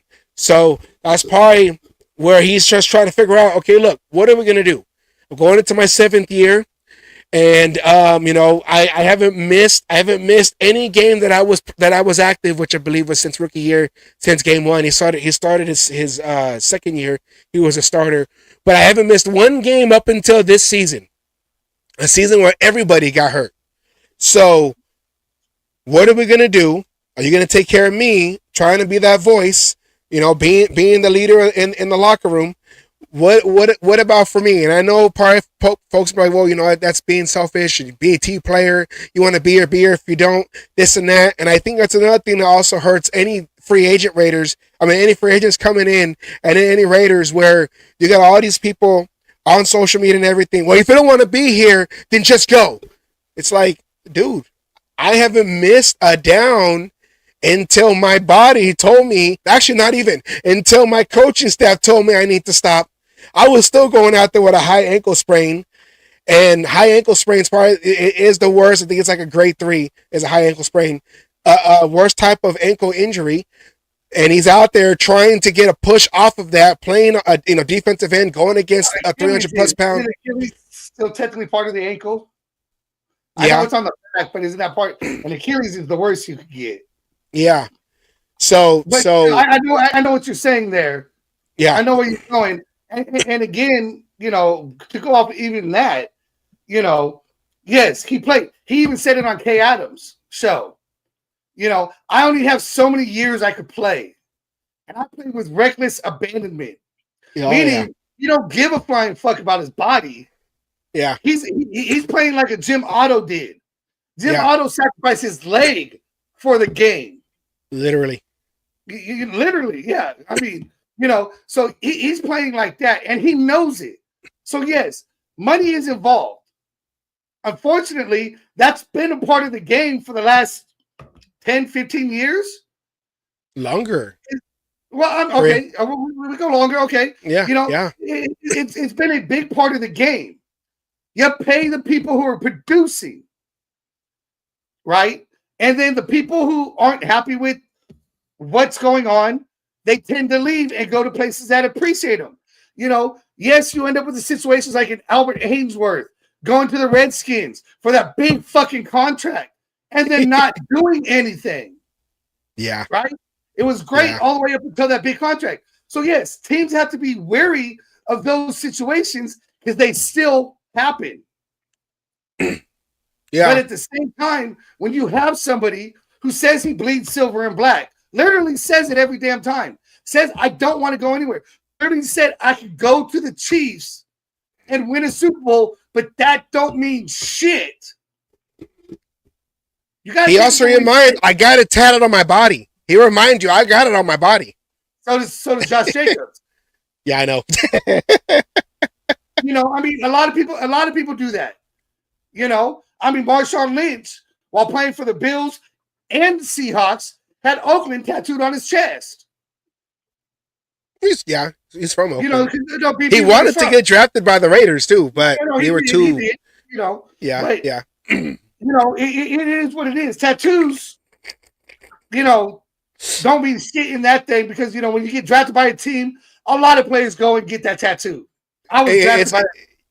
You remember that old Bear commercial? It was in the baseball commercial where the guy's like, "Oh man, I just got the team tatted on me." Then the guy walks in, "Hey, you've been traded for what? For the Budweiser."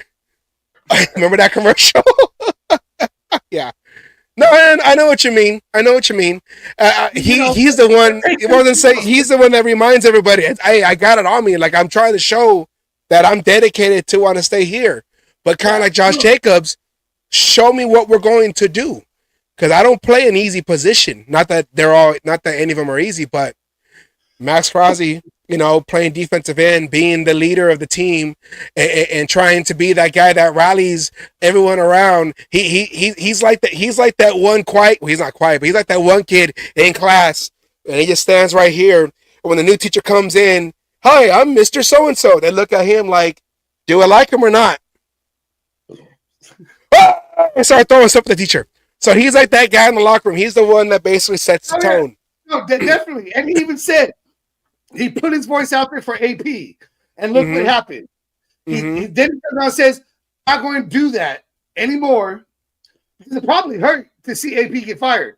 You know, there was nothing wrong with what AP did in going. We've talked about all this. It's not the way he wanted shit to go.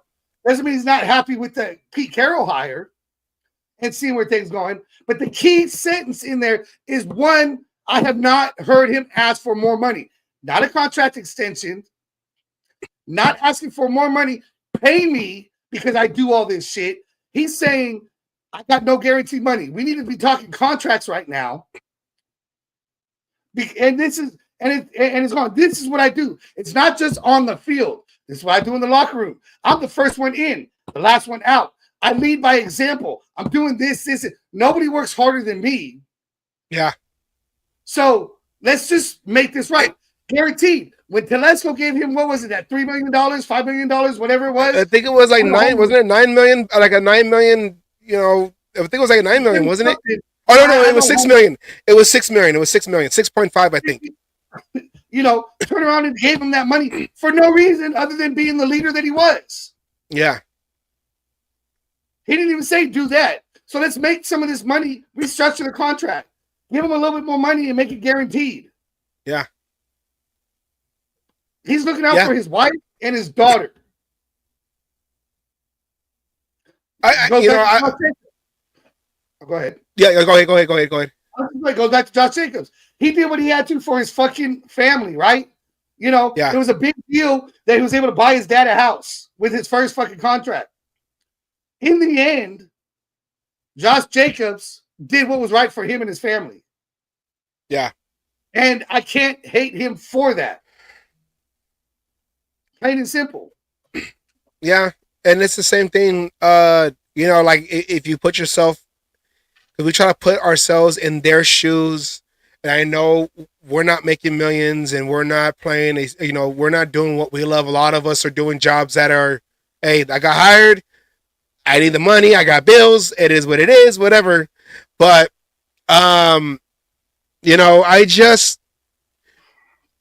Max Crosby is somebody that he's earned the right to get.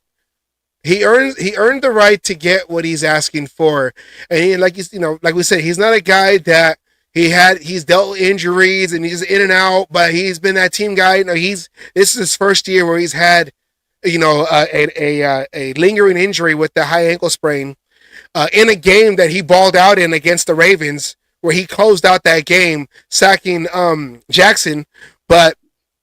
I just think, just if there's one guy that you need to make sure you sign, it is Max Crosby.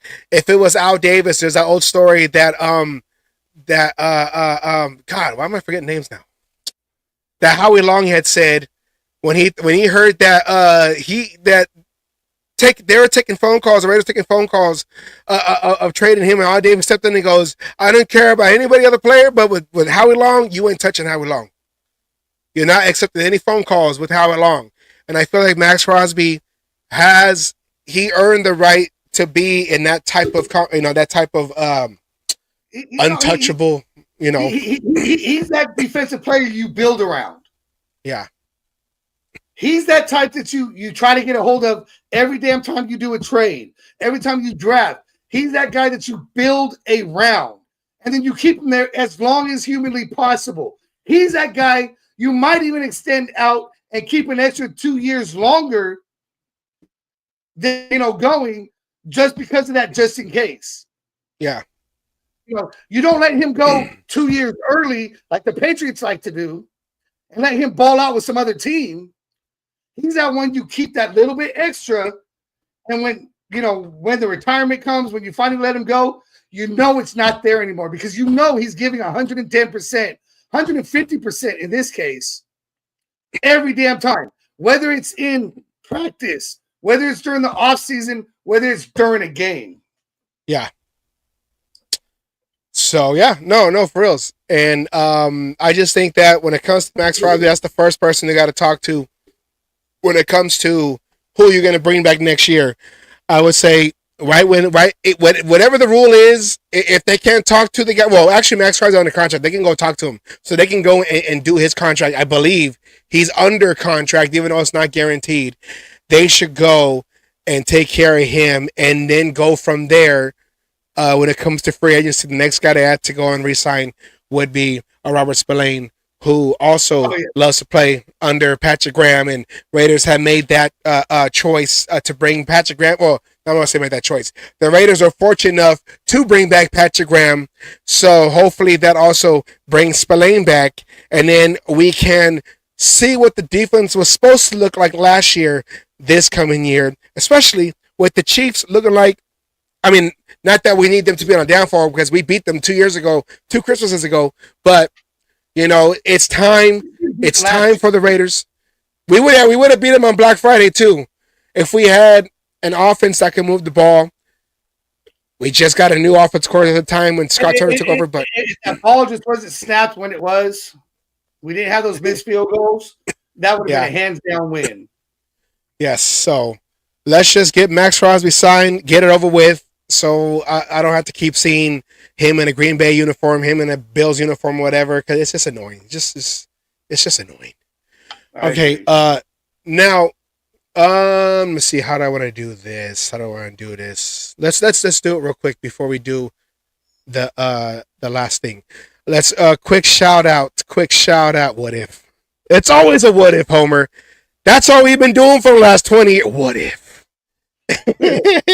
And then we're like, never mind. It was too late. Hindsight, yeah. Before we're not gonna close it out yet, but before we go further, let's do a quick shout out to Eric Allen. Eric Allen, remember Eric Allen finished his career with the Raiders. He was inducted into the Pro Football Hall of Fame. He'll be class of 2025. He'll be on the podium with the bust coming in this August. I liked, and I know he's more known as an Eagle where he was drafted, and then he had a couple years with the Saints. And once this video is done, his stats will come up. But Eric Allen, Asylum, how do you feel? We have another Raider representative going into the hall, another 21. You know, because Raider fans, 21 is damn.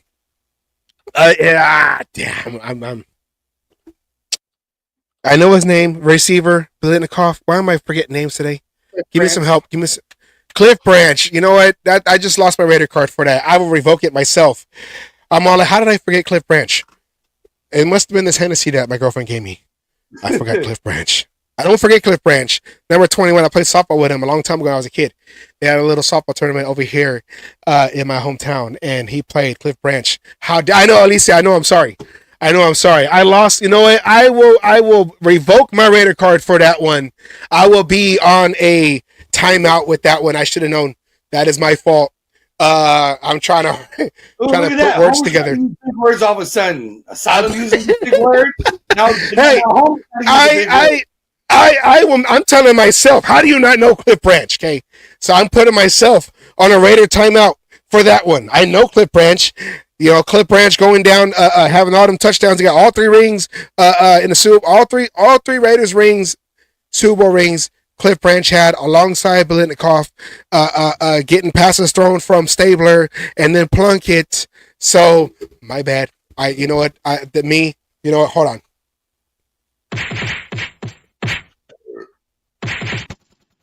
Okay, that's what I deserve. All right, looking at Eric Allen's. Go ahead and laugh. Okay. Make it 30. Looking at his numbers right here, get drafted by the Philadelphia Eagles in 1988. So he's more known with the gangrene defense of the Philadelphia Eagles. Spent a couple years with the New Orleans Saints, and then of course we know him in our last decent little good run that we had in the early 2000s. His last game was the snow game. And I heard this, I think it was JT the Brickhead said, Eric Allen played in the Fog Bowl and in the snow game. So Eric Allen played in all types of weather. And then you saw his highlights, you know, he was always there. He found a way to get that interception, you know, from a recovery. And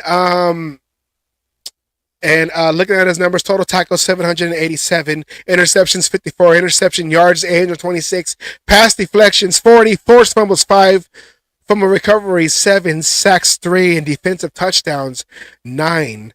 And over here, 2-time second team All Pro 91 and 93, first team All Pro 1989, his second year in the league, 6-time Pro Bowler 89, and then 91 through 95.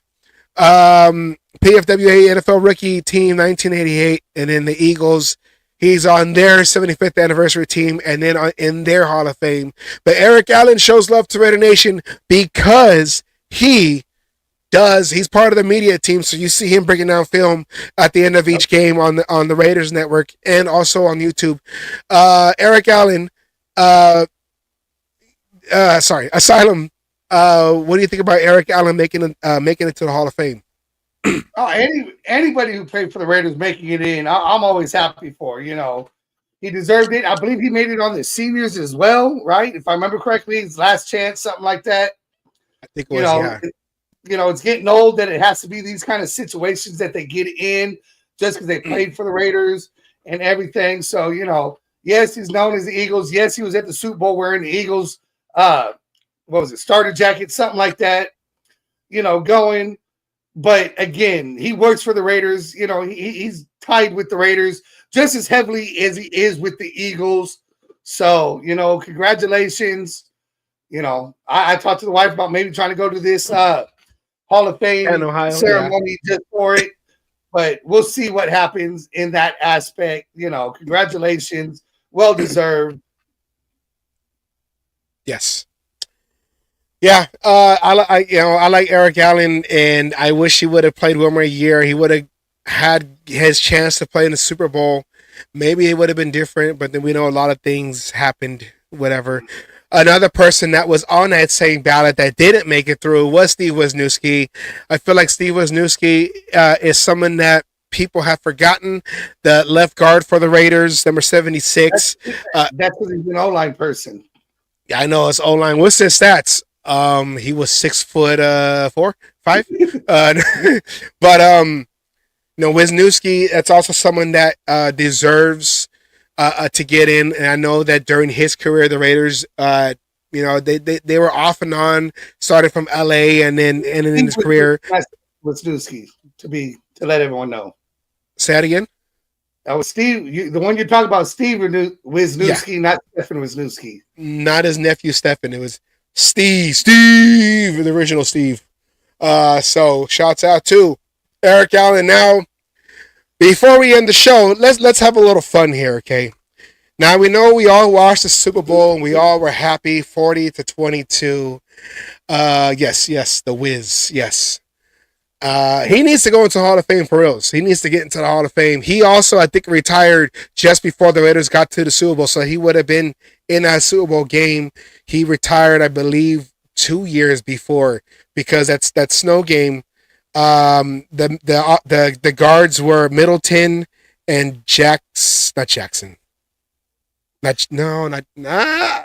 Middleton was I think Middleton took over his spot in that left guard. I forgot who the right guard was. I know it was a big deal. He had passed away a couple years back. Anyways, we all saw the Super Bowl and we all were happy, and we all saw like the snapshots of seeing the Chiefs and all that, them looking all sad and everything. So we decided, and the inspiration came from, they had the halftime show, and I know there's, people were back and forth on if it was good or not, whatever, controversy. We're not about talking about controversy, but they had a meme of Kendrick Lamar, of him, him standing there, smiling with the microphone, talking about, when you see this meme, that means I'm about to say something to irritate you, piss you off, or whatever. Okay, so we know that memes are a big thing. So we decided, hey, let's take some of the pictures that happened during the Super Bowl on the Chiefs, because here we love to troll the Chiefs, and we all know that we hate the Chiefs, and they kept acting like they were top whatever. So here's our chance to just kind of give it back to them, just stick it to them. So we decided to create a meme machine. And I'm going to have you play that intro, Asylum. We decided to create a meme machine just to kind of have fun with the whole situation. All right, Asylum, let's introduce the meme machine to everybody. Here we go. Meme machine. Meme machine. Meme machine. Meme machine. Meme machine. Meme machine. Meme machine. It's cute. All right, let's go. Hold on, let me see. Here we go. Okay, here we go. The first one right here. Time for the meme machine. Let me get it up right now. Oh yeah, he's on there. So here we go. It's loading. Okay. Now. Oh wait. Okay, hold on. Here we go. Add, pause, and all right. You know what? Hold on. I know it's a stupid thing. Here we go, Asylum. Here we go. We're back. Okay. Now, in the meme machine. All right. I know we kind of saw it, whatever, but still. See, it's still loading. It's the first time we're trying to run this over. Okay. The meme machine. You saw this picture. This is Mahomes on the sideline. And we decided, okay, meme machine. What do you think? What is it saying? What is it saying right here? Here we go. So we're gonna put it through the meme machine right here. Meme machine right here. Let's spin it around, spin it out. And when someone tells me to calm down, I'm not a tornado. I'm a hurricane of sass. Asylum. What do you think about that right there? I mean, it's kind of fitting, I'm not here. I'm not here. We didn't hear none of that bullshit, did we? I mean, he's got more sass than his fucking 3 kids right now. I know. And they got to deal with that wife too, So that's the first one right there. When someone tells me to calm down, I'm not a tornado. I'm a hurricane assassin. That's what the Mean Machine. No. Any man who's in a relationship right now, try telling his woman to calm down in a fight and see what happens. Yeah, Kelsey tries him to calm down and see what happens. You saw what happened over there against the Bills when he got called against them. Anyways, next one. Let's throw it in there. Into the Mean Machine. Mean Machine. This next picture right here. Now, we all saw this right here. Kelsey tried to come out with, this, I don't know, this 70s, whatever he tried to do. They said he grew out his hair on his chest for this day. But we ran it through the Meme Machine, and we wanted to see what it said. So, Meme Machine, what did you think this picture was saying? So, let's go. Run it through the Meme Machine right here. It spits out. Boom, it's saying, when you forget it's presentation day, but your pajamas are too comfy to change. Oh, I don't know. I mean, and I heard later that the outfit that he wore, 70 simp, not a pimp. The outfit that he wore was actually designed there. It was a women's suit. It was a woman's suit. So I don't know what Kelsey was trying to prove right there. Maybe that was trying to get in touch with his feminine side for Taylor Swift. And the way he played. Go ahead. I said the way he played, yeah. Oh, I was just saying that, he was just saying I could be sensitive too. Yeah, so I could be sensitive too, yeah. The way he walked out too, it looked like he was the walk of shame. All right, next one. Next picture right here, we have... You know what? You know why? I don't have music. That's what it is. I don't have music. Let's do... I'm gonna do what you play. No, not that one. I'm gonna do what you play. Yeah. Okay. So you saw this picture right here. Mahomes is getting sacked. He's getting a smash in between two Eagles in the end zone. So we said, hey, Meme Machine, what does this picture mean? What do you think this picture means? Let's see. Meme Machine spits it out. Next one. When life... Whoa. That's too loud. When life gets tough, I just want my mommy. And I know how that feels like, I call my mom a lot, like, hey, Mom, I got this situation. I need help. And that's what Mahomes right there. His face says it right there. When life gets tough, I just want my mommy. So that right there. Okay. Eagle sandwich. Okay. All right. Let's go to the next one. Meme Machine. Meme Machine. What's the next picture? Meme Machine. Okay, you saw this right here. This is them frustrated on the sideline. You see Mahomes all irritated, and you see Kelsey right there. But Meme Machine. I keep saying that. Meme Machine. What is this picture telling you? What does this picture mean? Let's see. Let's put it into the Meme Machine. Let's see what it says. It says, shows up early to the DMV, still last in line. Don't you hate that when you try to get there, being the first one there, and for some reason you're still the last one? You're over there like, wait a minute. I got here an hour early and I'm still in the parking lot waiting. I got out my car, I'm already in line. So that right there, Meme Machine. With the DMV. Let's see what the next one is. Next one. Everyone talked about Taylor Swift. Oh, and by the way, I lost the bet. Taylor Swift was shown one time, but that's one more than Trump got shown. This is during, as the game was playing. Trump was shown early. He was shown twice, and Trump was shown once. Yeah. So I lost that bet right there. But you see her right there. Look at the look on her face. I don't know. She seems kind of like, oh, I don't know. Let's see what the Meme Machine thought. Let's go put it in there. All right, here we go. Seeing my past mistakes, realizing I'm better than this. I mean, she makes all these songs for her exes, and I know she's looking at Kelsey right now like, you know what? I just... Her next song title. I know, but it's just... I mean, but look at her. She's kind of looking like, you know what? I don't know. Hey, I think what she's thinking is I shaved my vagina for this. she probably shaved it in the shape of the Super Bowl trophy. Now she has to shave it off because they ain't bringing it home. Oh, Andrew Dice Clay. Okay, next one. Oh. Next one right here. Here we go. Mean Machine. Here we go. Oh, I went too far. Okay, here we go. Sorry. Mean Machine got jammed up. Here we go. Mean Machine. Now, here we go. Kelsey walking with the confetti of the Eagles colors raining down on him. She don't shave. There's a Bush in office. All right.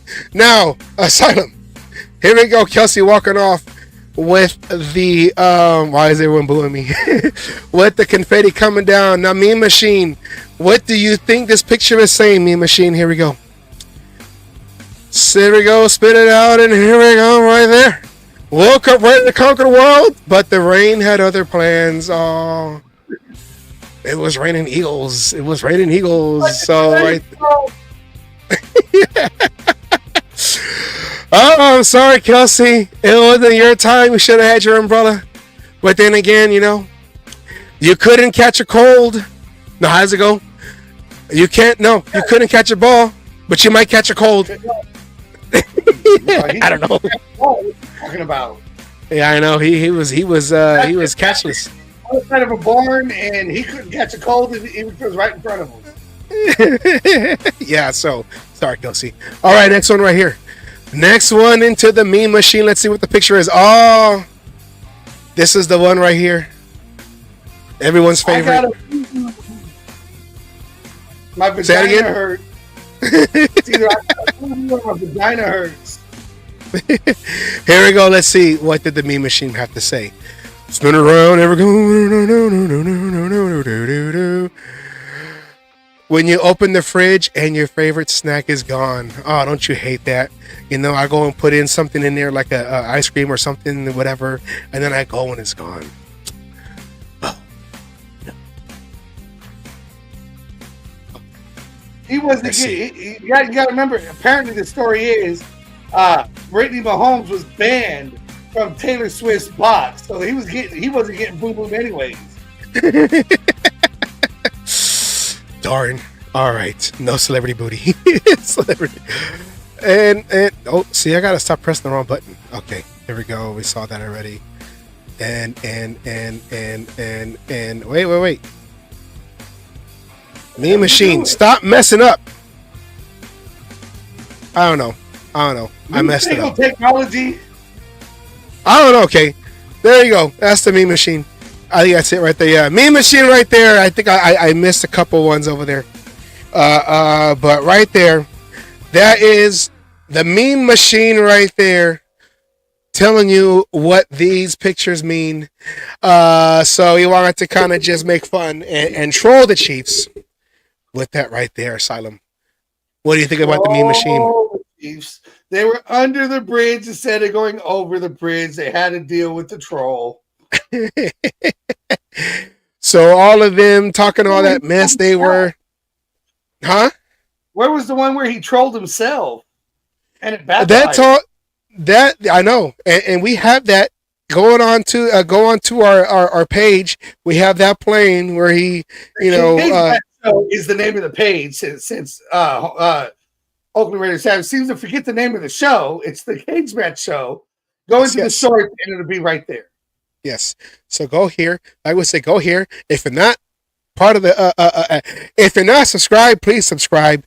Go on there and help us out, and you'll see the ones. Oh, see, look, I missed a couple too. I missed this last one over here. Anyways, yeah, go there and subscribe, and then you'll see the videos that we post, and that's on there. So I know Homer, hey, I learned from the best.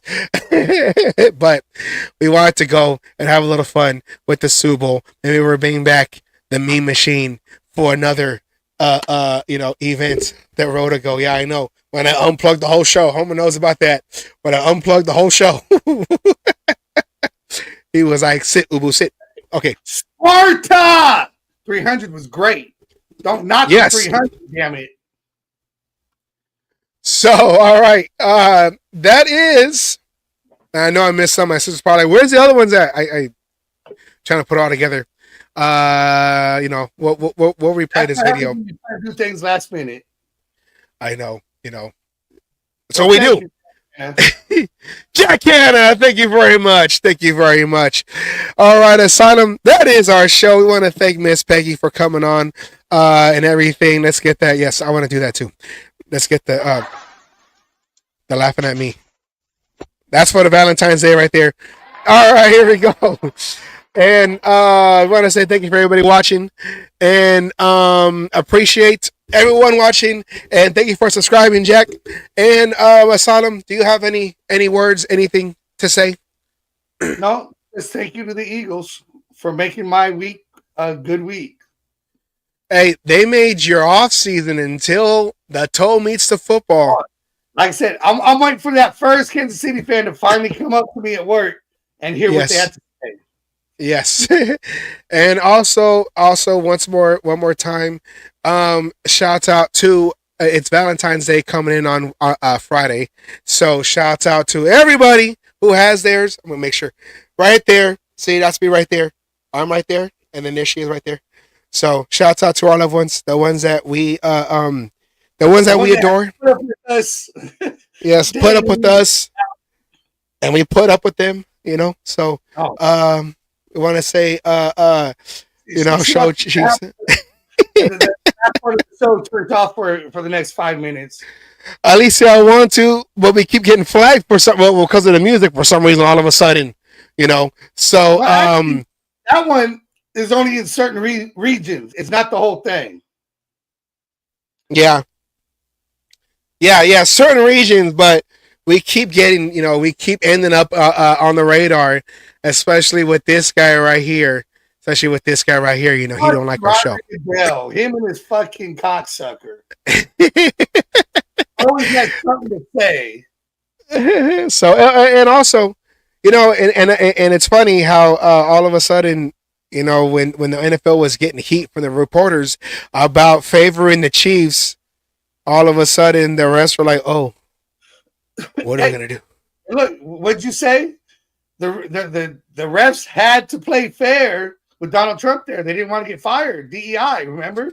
The whole thing. They didn't want to get fucking canceled because Trump was there. So case, thank you, Donald Trump, for allowing the refs to call a fair game. Even though they tried in the beginning. But all right then. And a past experience. Thank you, everybody. Thank you, everybody, for fakest commission ever. WWD, WWF comparison. That's old school WWF. That's when the pandas started using chairs to beat each other up with. The pandas. Save the pandas. But all right, everybody. Thank you very much. Thank you very much. We appreciate it. We'll come back next week and figure out what to talk about. But just know that even though there's no news, unlike everybody else, unlike some other people, we come on every Wednesday. We write a show, whether it's knowledgeable or nonsense. We write a show, and we put it out there for you. And we'll have something next week for you on Wednesday, 8 p.m. Eastern, 6 p.m. Central. No, 7 Central. No, you're Central. Yeah, 7 Mountain. Mountain. 5 Pacific. Yes. All right, everybody. Have a great day. For one last time, fly Eagles, fly. Thank you very much for stopping the Chiefs.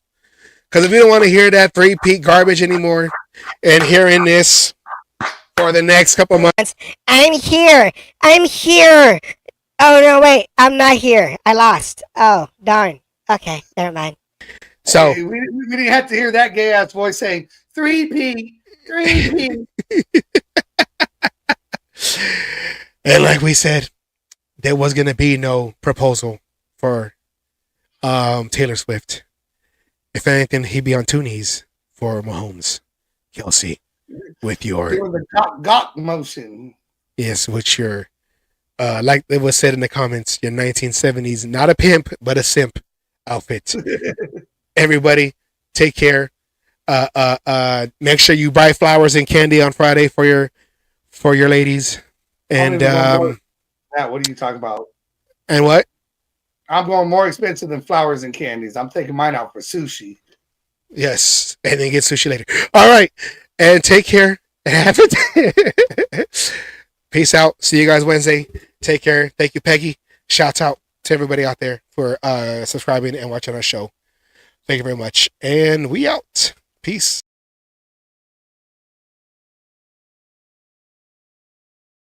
All you other NFL teams, your tailgates are weak. Your teams are weak. We might be down right now, but it doesn't take away the history. And all you Raiders out there need to know your fucking history of who the fuck you playing for and where the fuck you're playing. Damn it. Oh, and by the way, I won my last cage fight. Again, I'm still undefeated. And you NFL motherfuckers out there that you think you want some, come on and get some anytime.